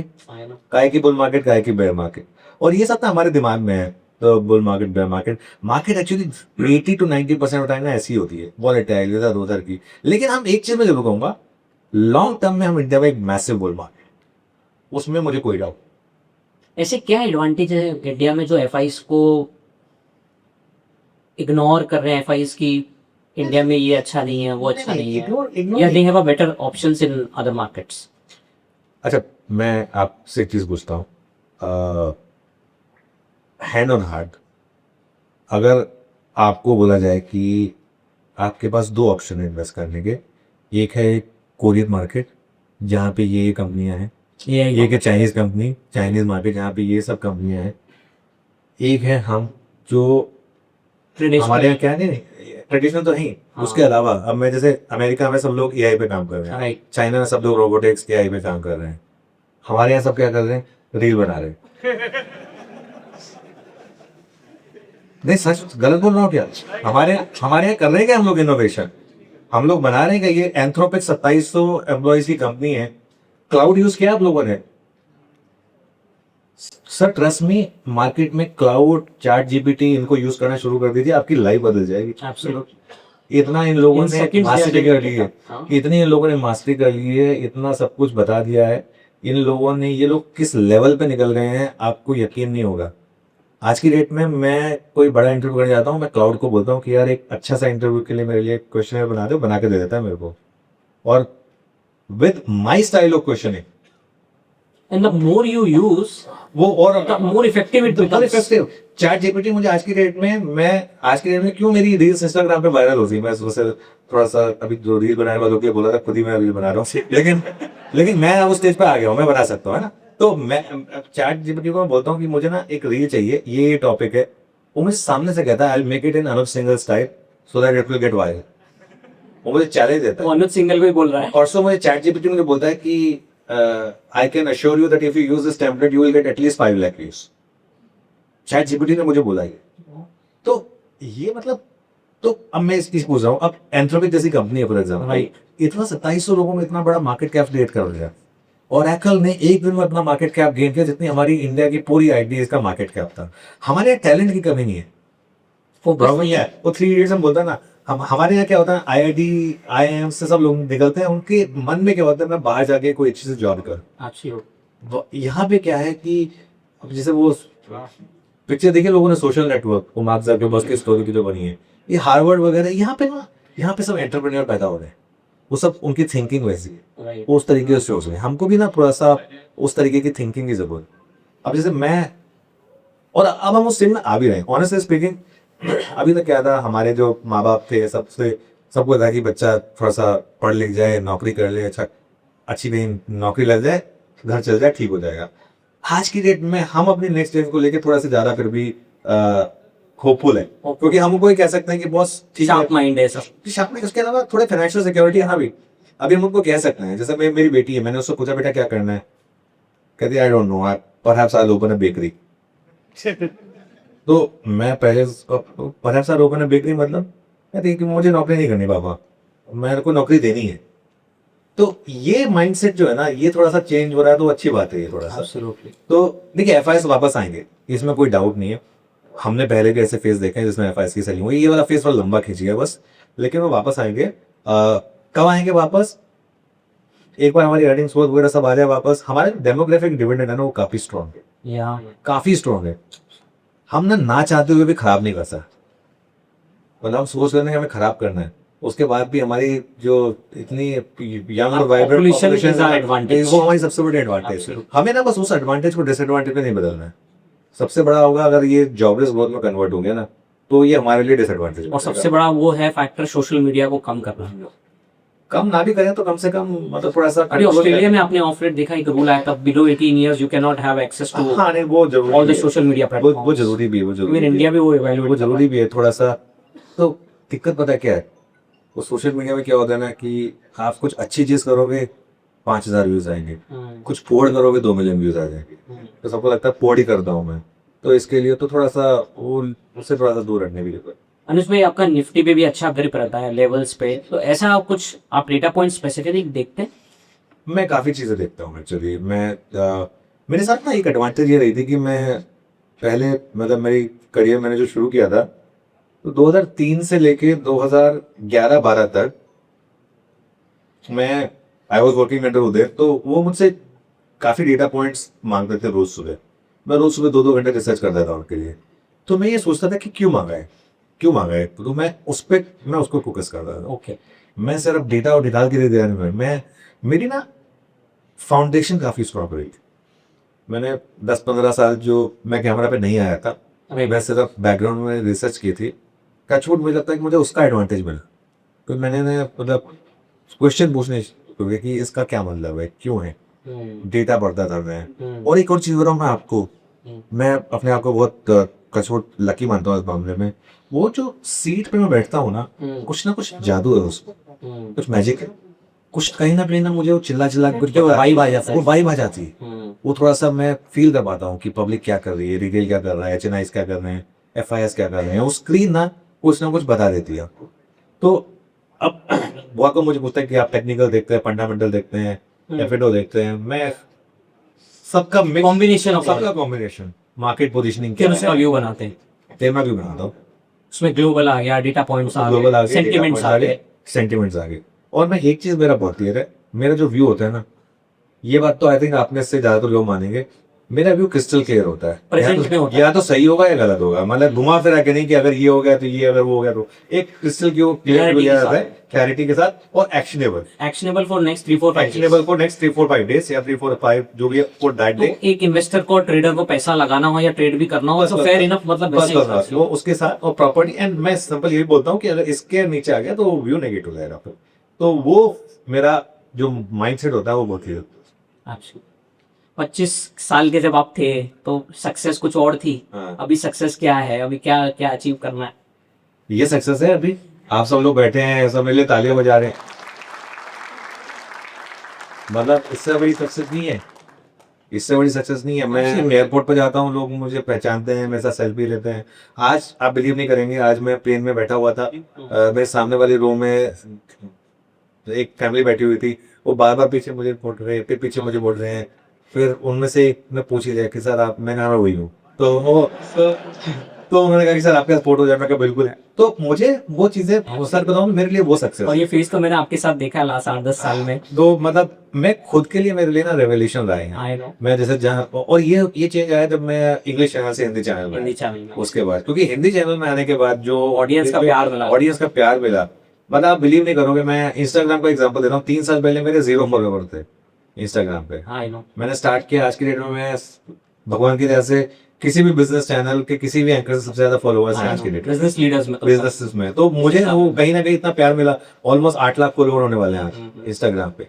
तो और ये आज की डेट में कितनी बार होता है, मैं कहीं जाता हूँ, लोग कहते हैं कि सर वो आपकी रील्स देखी थी, उससे पहचानते हैं आपको, ठीक है ना। एयरपोर्ट पे जाता हूँ, या फिर एयरपोर्ट छोड़ दीजिए, अभी मैच देखने गए थे, राइट। ये अपना फाइनल देखने गए थे। तो मैंने वंदे भारत ट्रेन ली थी, पहले से प्लानिंग की हुई थी। तो वंदे भारत ट्रेन ली थी, फ्लाइट बहुत महंगी थी, तो मैं कहा कि क्यों इतना खर्चा करना। ये सच्ची बताओ ना, मतलब कोई मतलब नहीं है। वो अनकंफर्टेबल फ्लाइट होती है वैसे भी, और वंदे भारत एकदम कंफर्टेबल ट्रेन है। मेरे घर से मतलब 15 मिनट दूरी पे स्टेशन है, वहां से जाओ, रात को जाओ, सो जाओ आराम से। वंदे भारत सुबह 5.5 घंटे लगते हैं। उतना टाइम एयरपोर्ट को 2 घंटे पहले जाओ, Fully seamless flight। उतना टाइम लगता है ना। और तो और इतना, मतलब 8,000 रुपए की फ्लाइट थी, यहाँ 1520 2,000 की टिकट आ रही थी। तो मैंने लेके मैं चला गया। तो वैसे ही गुजरात जा रहा था, तो मैं कहा कि थोड़ा सा गुजराती माइंडसेट भी होना चाहिए ना थोड़ा सा। तो तो वहां पे ट्रेन में मतलब कितने लोगों ने मेरे साथ, मतलब सेल्फी, सर एक रील बना दो हमारे साथ, ही कर दो। और आजकल तो ना आप बिलीव नहीं करोगे कितनी बार होता है, मैं दिल्ली जाता हूँ ना, तो दिल्ली में मैं एक हम दिल्ली जाना ऑफन होता है? मेरे दोस्त हैं, तो कोशिश करता हूँ जाने की। उनसे 3 महीने में 2 बार मिलने की कोशिश करता हूँ। तो क्योंकि वो उन्होंने बहुत मेरा, मतलब उनके साथ मिलके अच्छा लगता है। बचपन के दोस्त। बचपन वो मैंने एक रिपोर्ट बॉन्ड ही अलग होता है। वो जो बचपन के आपके दोस्त है ना, वो आप वो Yeah, forever। सबसे बड़ा ट्रेजर है आपका, आपकी फैमिली के बाद वो, ठीक है। तो उनके साथ जाता हूँ ना मैं, तो हम एक रेस्टोरेंट में जाते हैं, उसके बाहर एक वो पान वाला है। वो पान वाला जब भी मुझे कहता है, बहुत खुश हो आता है, कहता है अरे सर आप आ गए, आपको आप प्लीज एक, और हर बार एक नई सेल्फी लेता है मेरे साथ। तो मेरे लिए आज की डेट में वो सक्सेस है। 25 साल जब मैं था, तो 25 साल का था, तब मेरे लिए सक्सेस थी। पैसे कितने कमाएंगे? नहीं, पैसे का तो मुझे कभी शौक नहीं रहा, सच बताऊं तो। मुझे शौक था मैं वो दिन पे जीवन। राइट। 25 साल का जब मैं 23 साल में मैंने अपना करियर स्टार्ट किया था। मेरा ये था कि मुझे उस पोजीशन में बैठना है जहाँ पे वो बैठे, और भगवान की दया कृपा जो भी है, सरस्वती और माता वहीं की पे जुबान बैठे। पर मैं बैठा हूँ आज वहाँ पर, और बस भगवान की कृपा ऐसी ही बनी रहे, आप सब लोगों का प्यार ऐसे ही बना रहे, बस मेन तो यही है। इतने लीडर्स को टीवी पे बुलाते हैं, बड़े बड़े leaders, corporates, promoters, HNI investors. Anuj भाई, क्या एक कॉमन चीज जो इन सब लोगों में कॉमन होती है, तो सीखने लायक है अपनी लाइफ में, अप्लाई करने लायक है?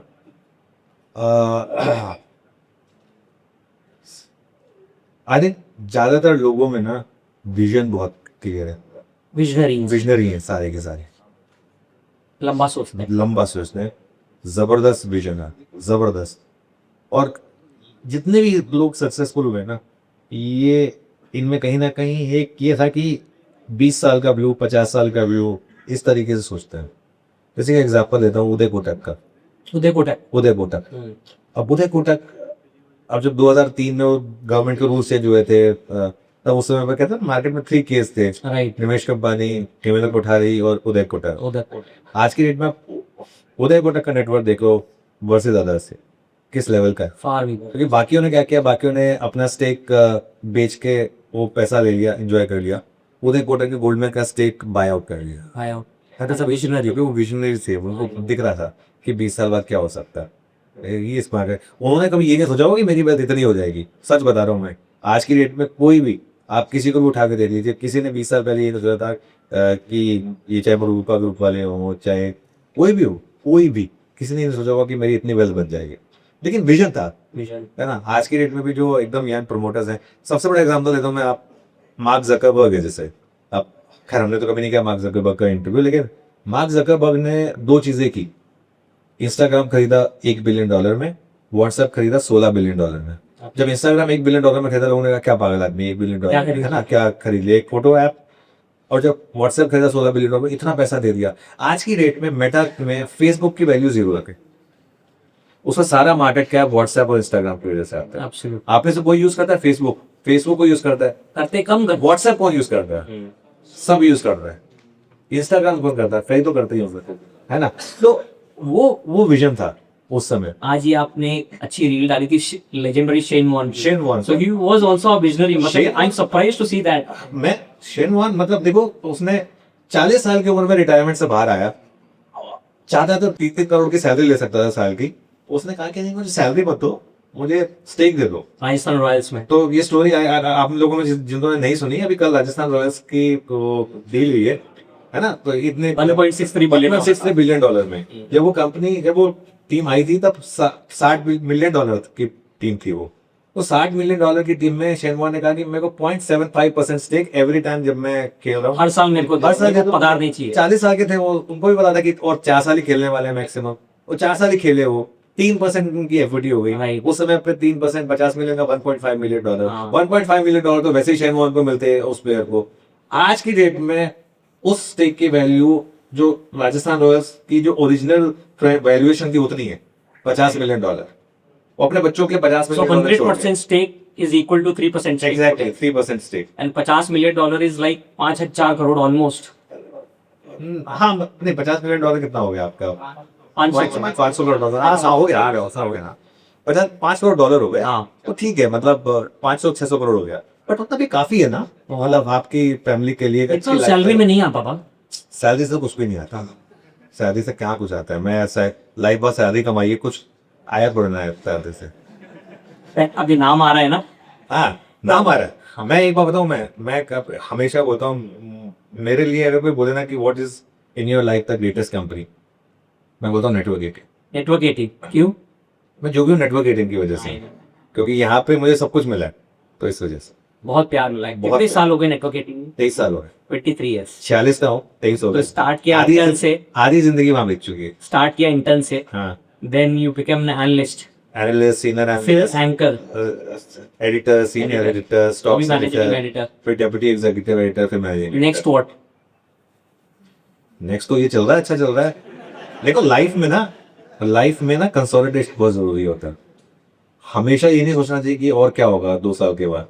ये जो फेज है ना, ये अगर अगले 5 साल चल जाएगा तो मैं अपने आप को बहुत किस्मत का धनी मान के भगवान से कहूंगा कि बस मुझे 5 साल ये फिर चले ना, मुझे और कुछ नहीं चाहिए बस, और इससे ज्यादा नहीं चाहिए। एक ग्रेटिट्यूड लाइफ में बहुत इंपॉर्टेंट है। लाइफ में जो मिला ना, अभी ना मिलने को तो आज की डेट में, अब देखो ना, अनिल अंबानी ने अपने भाई को पकड़ने के चक्कर में कितना वो नुकसान कर लिया, सिर्फ ये सोच के कि मैं अपने भाई से इतना अमीर नहीं। आप कम अमीर तो नहीं थे, तो आप उसमें कुछ रहना चाहिए। तो आज की डेट में कहीं ना कहीं तो एक आपको एक वो लगाना होगा, जो प्राप्त है वही पर्याप्त है। जो है। हाँ, बिल्कुल बिल्कुल सही है। अभी आज की डेट में विराट कोहली सचिन का नंबर ऑफ हंड्रेड्स नहीं इक्वल कर पाया, तो कोई कम प्लेयर थोड़ा ना हो गया। ठीक है, अभी वो है तो वो भी ग्रेट प्लेयर ही, तो कहीं ना कहीं तो आपको एक रहना होगा कि ठीक है मेरे लिए इतना का, मेरे लिए तो आगे 5 साल अगर ऐसे रहे तो मैं तो बहुत खुश रहूँ। एक ऐसी कोई मार्केट विजडम जो सब लोग बताते हैं अनुज भाई ऐसा करना चाहिए बट टोटली रॉन्ग है। बाय द डिप, गिरावट खरीदो, buy every dip, buy every day. वो खरा। देखिए, डिप में बाय करें, पैसा बनेगा, बिल्कुल बनेगा, लेकिन एक चीज जो होती है ना कि कई बार ऐसी डिप्स आती हैं जो आपका अकाउंट खाली कर देते हैं। मतलब या तो आपके अंदर इतनी कैपेबिलिटी हो कि आप हर डिप पे बाय करते रहें और उसके बाद आप उसको देखें ना फिर मार्केट को, ठीक है, और उसमें भी अच्छी क्वालिटी के स्टॉक होने चाहिए। अभी हम सबके दिमाग में क्या है ना, हम सबको लॉन्ग टर्म की स्टोरीज कैसे बेची जाती है। कोई भी आगे बोलता है ना, अगर आपने 2003 में रॉयल एनफील्ड की बाइक लेने के बजाय उसका शेयर खरीदा होता, आज आपके पास रोल्स रॉयस। जरूरत तो बाइक की थी, शेयर का ना दिखते। उस समय तो सबने ये सोचा होता तो उसकी एक भी बाइक नहीं बिकती, तो आज कहाँ होता शेयर।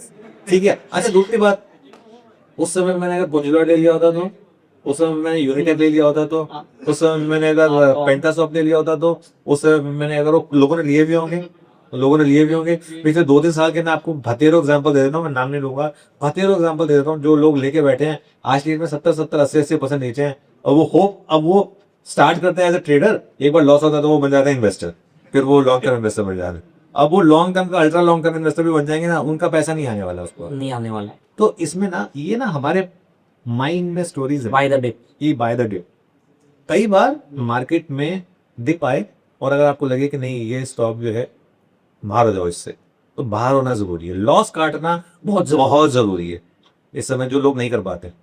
आज की डेट में ह्यूमन साइकी है, आपने 2 स्टॉक खरीदे 100 रुपए पे, एक हो गया 80, एक हो गया 120, हम 120 वाला बेच के 80 वाला किया, 80 की बिल्डिंग का रेट है ना, जबकि उल्टा होना चाहिए। 80 वाला बेच के 120 वाले में बने रहोगे तो ज्यादा फायदा, उल्टा उस 80 को वो 120 वाले में लगा दोगे आप तो ज्यादा फायदा। करंट व्यू आज 23,300-400 का क्लोजिंग आया निफ्टी का। लगता है अनुज भाई बॉटम हो गया या वापस वो रीटेस्ट कर सकता है लोअर लेवल? आप बताओ आज ट्रम्प क्या करेगा? तो वो तो डिपेंड नहीं होता है इसमें, हमारे कहने से लेवल थोड़ा डिफरेंट हो जाएगा कि आज ये 23,300 है तो कोई 22,800 है या 24,300 है। अभी सर अब ईरान पे डिपेंड है एक्चुअली, नॉट ट्रम्प, अब ईरान पे डिपेंड। नहीं, दोनों पे ही है, ईरान पे भी है, इजराइल पे भी, ट्रम्प पे भी है, सब पे है ना। ट्रम्प कभी, देखो मैं जी बताऊं, अब मुझे जो लगता है, और हो सकता है मैं गलत हूं, मुझे ये लगता है कि ट्रम्प क्या करते हैं, ट्रम्प ने जैसे सबको सरप्राइज करने की उनको आदत है, उन्होंने 48 घंटे का अल्टीमेटम दिया कि 48 घंटे में अगर आपने स्टेट ऑफ हॉर्मोज नहीं खोला तो मैं ये कर दूंगा वो कर दूंगा। सब घबरा गए, सबको लगा कि आप तो बहुत बड़ी गड़बड़ हो जाएगी। वो 36 घंटे में ही वो पलट गए। अभी उन्होंने 5 दिन का टाइम दिया सीज फायर का। मुझे एक रिस्क लग रहा है तीसरे चौथे दिन उठ के बोलना रहे कि ईरान बदमाशी कर रहा है, मैं वापस बोल दे रहा हूँ। वो लोग कर सकते हैं, इस केपेबल होता है, तो इसके लिए It can either ways. It can either ways. देखिए Even ceasefire can happen. Cease fire भी हो सकता है, अच्छी बात है, नहीं हुआ तो इसके लिए मैं जैसे करना, देखो क्या होता है, ब्रेग्जिट आया था, ब्रेग्जिट में मैंने व्यू लिया था कि ब्रेग्जिट आज के दिन आप अगर बाय कर लोगे तो आपको जिंदगी में ट्रेडिंग करने की जरूरत नहीं पड़ेगी। और ब्रेग्जिट का जो लो था वो That was the bottom. वो नहीं टूटा। आज की डेट में मैं ये व्यू नहीं ले सकता, आज की डेट में मैं ये नहीं कह सकता, क्योंकि मुझे नहीं पता। अब अगर गलती से इनमें से किसी ने अगर अब एक दूसरे की न्यूक तो फैसिलिटीज का अटैक तो कर ही चुके थे ऑलमोस्ट, मतलब लकी साले की कोई रेडिएशन नहीं हुआ, सब सेफ था, सब कुछ ठीक था। लेकिन क्या मतलब, मैं इस मार्केट में कोई बोल्ड को नहीं हूँ, मुझे अपनी गर्दन बहुत प्यारी है। और आम इन्वेस्टर्स के लिए लमसम इन्वेस्टमेंट ज्यादा अच्छा रहता है या एसआईपीस के थ्रू? दोनों। देखिए एसआईपी तो कभी नहीं बंद करनी चाहिए। मैं आपको बताऊं, मैंने अपनी जिंदगी में सबसे बड़ी मिस्टेक की थी मैंने अपनी SIP रोकी थी 2008 में, ग्लोबल फाइनेंशियल क्राइसिस में। बॉटम पे मैंने अपने सारे म्यूचुअल फंड रिडीम किए थे और बॉटम पे मैंने अपनी SIP रोकी, और उस समय मेरी SIP सिर्फ मात्र 15,000 की होती थी, 15,000 मात्र। अगर मैंने वो नहीं रोकी होती ना 15,000 वाली SIP, आज मेरा म्यूचुअल फंड का पोर्टफोलियो 15-20 करोड़ का हो, राइट। अगर मैंने वो नहीं रोकी हो, है ना। लेकिन वो रोक दी, वो कभी नहीं रोकनी चाहिए, कभी नहीं रोकी, क्योंकि किसी भी मार्केट से, किसी भी मार्केट, देखिए ऐसा है, अगर तो वर्ल्ड वार ही हो गई और अगर सभी कुछ रहा ही नहीं, ठीक है, वो तो फिर बिल्कुल business में मेरे नहीं साथ बैंक में हो, चाहे आपके घर में सोने पे हो, चाहे आपके क्या तकिए में फर्क नहीं पड़ेगा? रखा हो, चाहे नहीं रखा अब हो, यूज नहीं क्या कर ही फर्क सकते। पड़ना है। It is all unused। है ना, ऑल अनयूज्ड। जैसे कोविड के टाइम में लोगों ने यही कॉल दिया ना कि कोविड के टाइम पे जब लॉकडाउन रहेंगे हो गया, ये तो अगर रहेंगे ये तो फिर पैसा चाहे स्टॉक में हो, चाहे बॉन्ड में हो, चाहे रियल एस्टेट में हो, चाहे आपके तकिए के नीचे हो, क्या फर्क पड़ना है। तो इसके लिए उसमें फिर आप लगा सकते हैं एब्सोल्यूट पैनिक में। लेकिन मेरा ये मानना है कि अभी एब्सोल्यूट पैनिक नहीं आया है, ये वॉर वाला एक एब्सोल्यूट पैनिक जो है नहीं आया। वो मुझे लग रहा है अभी नहीं। आपके हिसाब से मेरे पेंडिंग हिसाब से अभी पेंडिंग है, और मेरे हिसाब से मैं गलत हो सकता हूँ, और मैं चाहूंगा कि मैं गलत हूँ सबसे पहले। करोड़ों लोगों के हाँ ना? पैसे लगे हैं, हाँ, क्योंकि लोगों के पैसे लगे ये हैं। गलत जाना भी सही है actually। हाँ, तो मैं अगर गलत होऊंगा तो मैं खुश होऊंगा, लेकिन मुझे लगता है कि अभी फाइनल वाला बॉटम नहीं होगा। बट अभी अनुज भाई जो सिचुएशन है, हाँ। व्हाट डू यू थिंक, मतलब लार्ज कैप में पैसा लगाएं, मिड कैप फंड्स में पैसा लगाएं, स्मॉल कैप फंड मेरे में पैसा ख्याल से लगाएं? इस समय ना सबसे ज्यादा जो आपका रिस्क रिवॉर्ड है वो है स्मॉल कैप। स्मॉल कैप में, लेकिन स्मॉल कैप में पैसा लगाने का तरीका है, एक अच्छे फंड मैनेजर को ढूंढ के ना स्मॉल कैप में उनको पैसा दे। ठीक ना, आपने जैसे मेरा पैसा मैंने लगाया हुआ इन्वेस्ट को स्मॉल कैप में, ताहिर बादशाह मैनेज करते हैं उसको, जी, तो वो उसने अच्छा आउट परफॉर्म किया है। तो क्या है ना कि स्मॉल कैप में इस समय अपॉर्चुनिटीज है। 3 साल पहले स्मॉल कैप बहुत ज्यादा ओवर वैल्यू हो गया था, राइट। और आज की डेट में वो उतना ही अंडर वैल्यू होता है स्मॉल। और स्मॉल कैप में अगर आप देखेंगे तो अर्निंग्स वो काफी अच्छी रही है पिछले 3 क्वार्टर में। अगर आप देखेंगे तो पिछला क्वार्टर तो और स्पेक्टेकुलर बोलते हैं India is more of a small cap market. बिल्कुल। मिड कैप स्मॉल कैप में मार्केट। क्या होता है ना, स्मॉल कैप में क्या है, अब जैसे आपने यहाँ ब्यावर में कोई कंपनी खड़ी कर ली, आप अपने गुडविल पे उसको अच्छा बना सकते हैं। राइट, जरूरी नहीं कि वो कंपनी पूरे इंडिया में अच्छा करेगी, Right. लेकिन आपके because reason is so big. हाँ आपके यहाँ पे तो उतना तो कमाई लेगी कि उसका हाँ। उसका उसका अच्छा रहता है। मतलब अपना नॉर्थ ही अबू धाबी दुबई के बराबर है। एग्जैक्टली। तो उस हिसाब से आई थिंक स्मॉल कैप में काफी, लेकिन मैं फिर बोल रहा हूँ स्मॉल कैप उनके लिए जैसे कहते हैं ना कि पेशेंस है। सिर्फ पेशेंस की बात नहीं है। अब जैसे मुझे खुद खाना बनाना अच्छा लगता है, राइट, लेकिन अगर मुझे खुद खाना बनाना तो मुझे किचन में जाके गर्मी सहनी पड़ेगी। वहाँ AC में नहीं बनाऊंगा खाना, नहीं बन सकता। बन ही नहीं सकता, वो गैस की हीट लेनी पड़ेगी। तो स्मॉल कैप ऐसा है, अगर आप वो हीट नहीं ले सकते तो फिर जोमेटो से ऑर्डर करो, फिर लार्ज कैप लेंगे। फिर लास्ट कैप ले लो दिन भर। अगर स्मॉल कैप वो करना है तो मेहनत करनी पड़ेगी, Right. और वो रिस्क लेना पड़ेगा। अनुज भाई, ये सब इन्वेस्टर्स के पास इतने सारे माध्यम हैं आज की तारीख में इंफॉर्मेशन लेने के। यूट्यूब हो गया, टेलीग्राम हो गया, व्हाट्सएप है, इंस्टाग्राम है, मीडिया चैनल्स है। इस सही में सब कुछ देखना चाहिए सब इन्वेस्टर्स को, या नॉइस को बहुत कट आउट करना चाहिए? देखिए सबका अपना अपना होता है। मैं सच बताऊं ना, अब जैसे मैं अपना एग्जांपल देता हूं, मैं सुबह जब जाता हूं मैं किसी को नहीं सुनता। ये मैं एरोगेंस आप में तो नहीं कह रहा। सुनाते हैं ना, ये तो नहीं, सुनना है। मैं इसलिए नहीं कह रहा हूं, मैं ये एरोगेंस में नहीं कह रहा हूं, मैं ये इसलिए कह रहा हूं कि मैं नहीं चाहता कि मेरा व्यू किसी और से इन्फ्लुएंस हो जाए। मैं सुबह जाता हूं, मैं अपना व्यू बनाता हूं, अब उस टाइम सही हो या गलत। बट सर आपके पास वो स्किल है और आम इन्वेस्टर के पास वो स्किल नहीं है। मैं इसलिए कह रहा हूँ कि सबका अपना है। अब कई लोग हैं जो सबको सुनते हैं और उसके बाद भी बनाते हैं, लेकिन इवेंचुअली एक बात बताऊं मैं, अब आप चाहे तेंदुलकर के कोच थे या विराट के कोच थे या किसी के भी कोच थे, इवेंचुअली फील्ड पे जाके बैठे तो उसी ने कहा। तो आप सुनेंगे चाहे सबकी, लेकिन इवेंचुअली तो आपने जो करना है वो आप नहीं करते। तो सबकी सुनो, करो अपने मन, अपना इकोसिस्टम अपना इकोसिस्टम बनाओ। और कई बार ऐसे होंगे आपका अलग लॉजिक होगा, आपको लगेगा कि ये दुनिया को लॉजिक बराबर तो वहां से नहीं, लेकिन अगर आपको उससे पैसा बन रहा है तो उस लॉजिक से पैसा बनाएंगे। राइट। अभी जैसे मैं बताऊं तो एक फेज आया था जिसमें कोई एक इन्वेस्टर थे, वो बोलते थे कि वो ट्यूसडे को मारुति खरीदते हैं, उससे उनका पैसा बनता है। अच्छा। तो टोटका था उल्टा। ठीक है, मतलब ठीक है, अब आप सब लोग हंस रहे हैं, उनका पैसा बन रहा था कि ट्यूसडे को सुबह मैं मारुति लेता हूँ, शाम तक भेज देता हूँ, मेरा पैसा बनता है। अपना एक तो पैटर्न। भैया मंगलवार है, मारुति का दिन है, तो मारुति बनता है वैसा बना रहे। बना रहे। जिस दिन LG लिस्टिंग हुआ था उस दिन वो LG ब्रदर्स का भी एक स्टॉक था, वो चल गया था। तो कोई लॉजिक तो है नहीं मार्केट। ऐसे कई बार चीजें हैं तो इसमें कई बार इलॉजिकल चीजें आपकी बात गोल्ड सिल्वर पे क्या ध्यान है? बहुत बुलिश हूँ मैं, बहुत बुलिश है गोल्ड सिल्वर। बहुत। और मैं हमेशा रहा हूँ। क्यों क्यों रीजन? रीजन ये है, मेरा ये रीजन है कि मेरा ये मानना है कि गोल्ड और सिल्वर को ना आप यूज करें एज हेज अगेंस्ट कुछ ह्यूमैनिटी में हो जाए, जैसे कोविड आता या ये वॉर आता, उस समय ना आपके पास एक ऐसी चीज होनी चाहिए।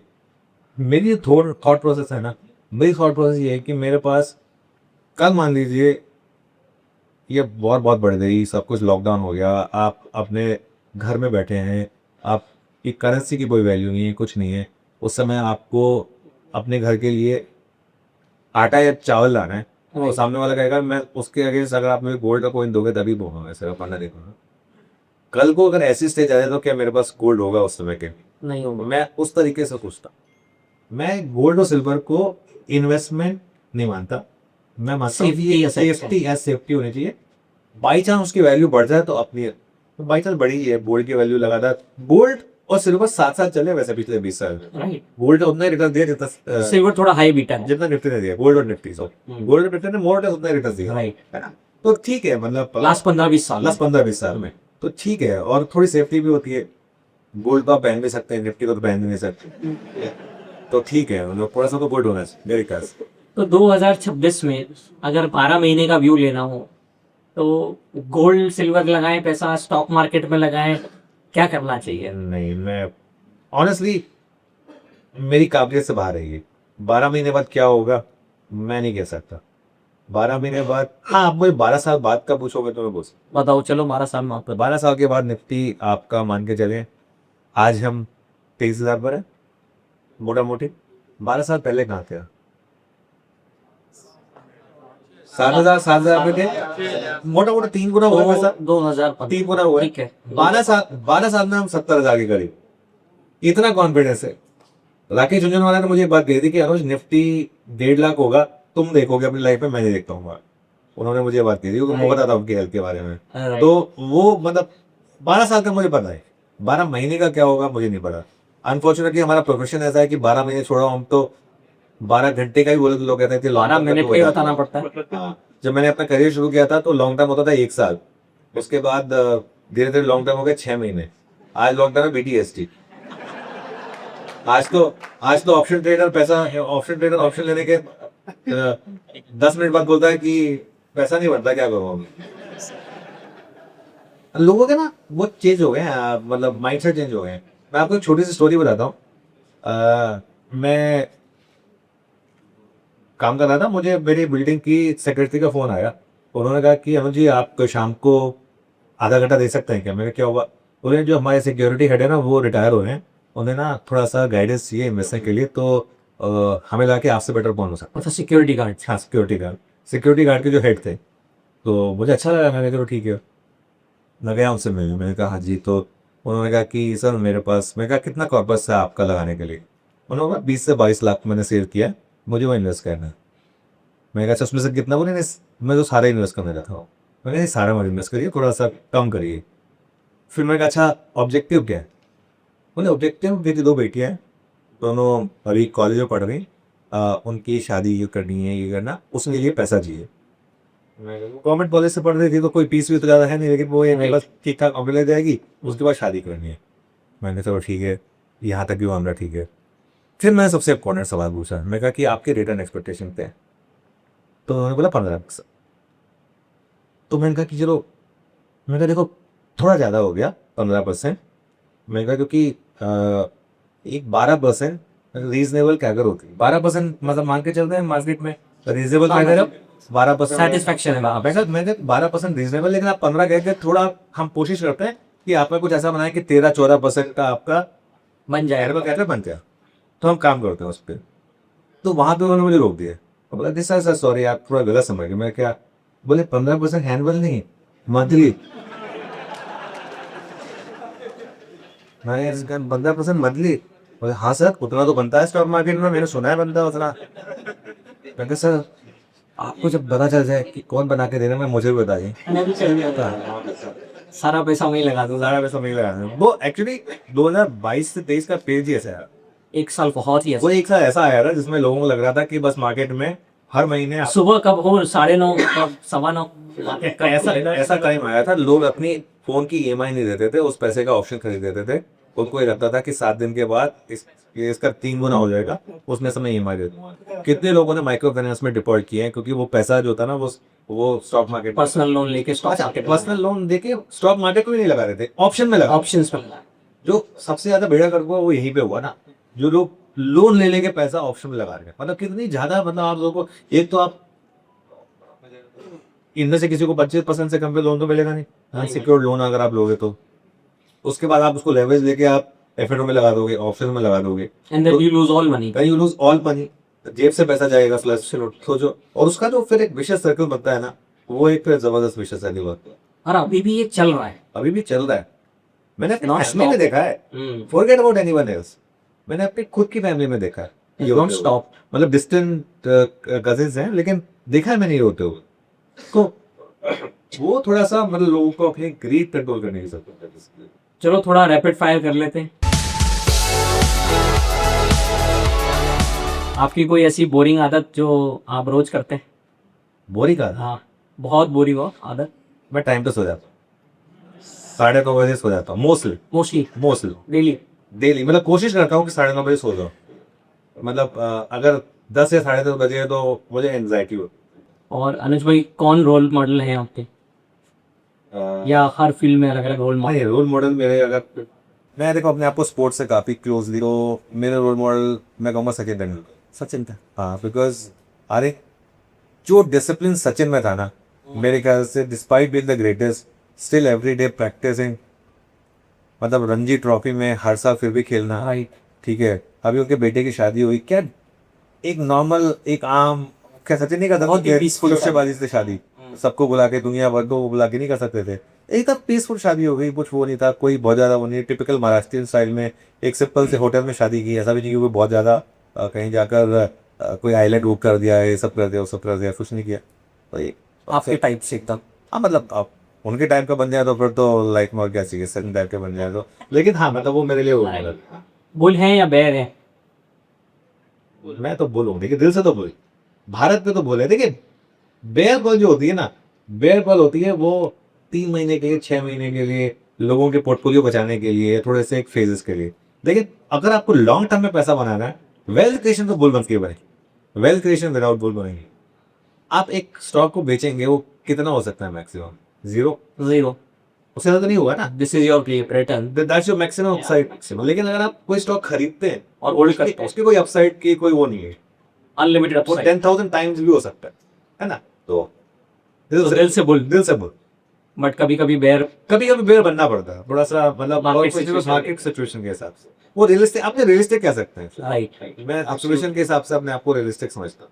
आप बेसिकली बोलते हैं पॉजिटिव प्रेजेंट में रहो थोड़ा। फेक पॉजिटिविटी का कोई फायदा है ना। किसी को अगर बुखार है, आप उसको बोल दें कि बेटा कोई बात नहीं, जाके ठीक हो आओ वो बारिश में, तो उसका बीमारी होगा वो ज्यादा, है ना। तो इसलिए अनुज भाई दिल से धन्यवाद आपका, बॉम्बे से ट्रैवल करके आए, मार्केट आज में आए आज। थैंक यू सो मच, मजा बहुत आया मुझे। और सच बताऊं तो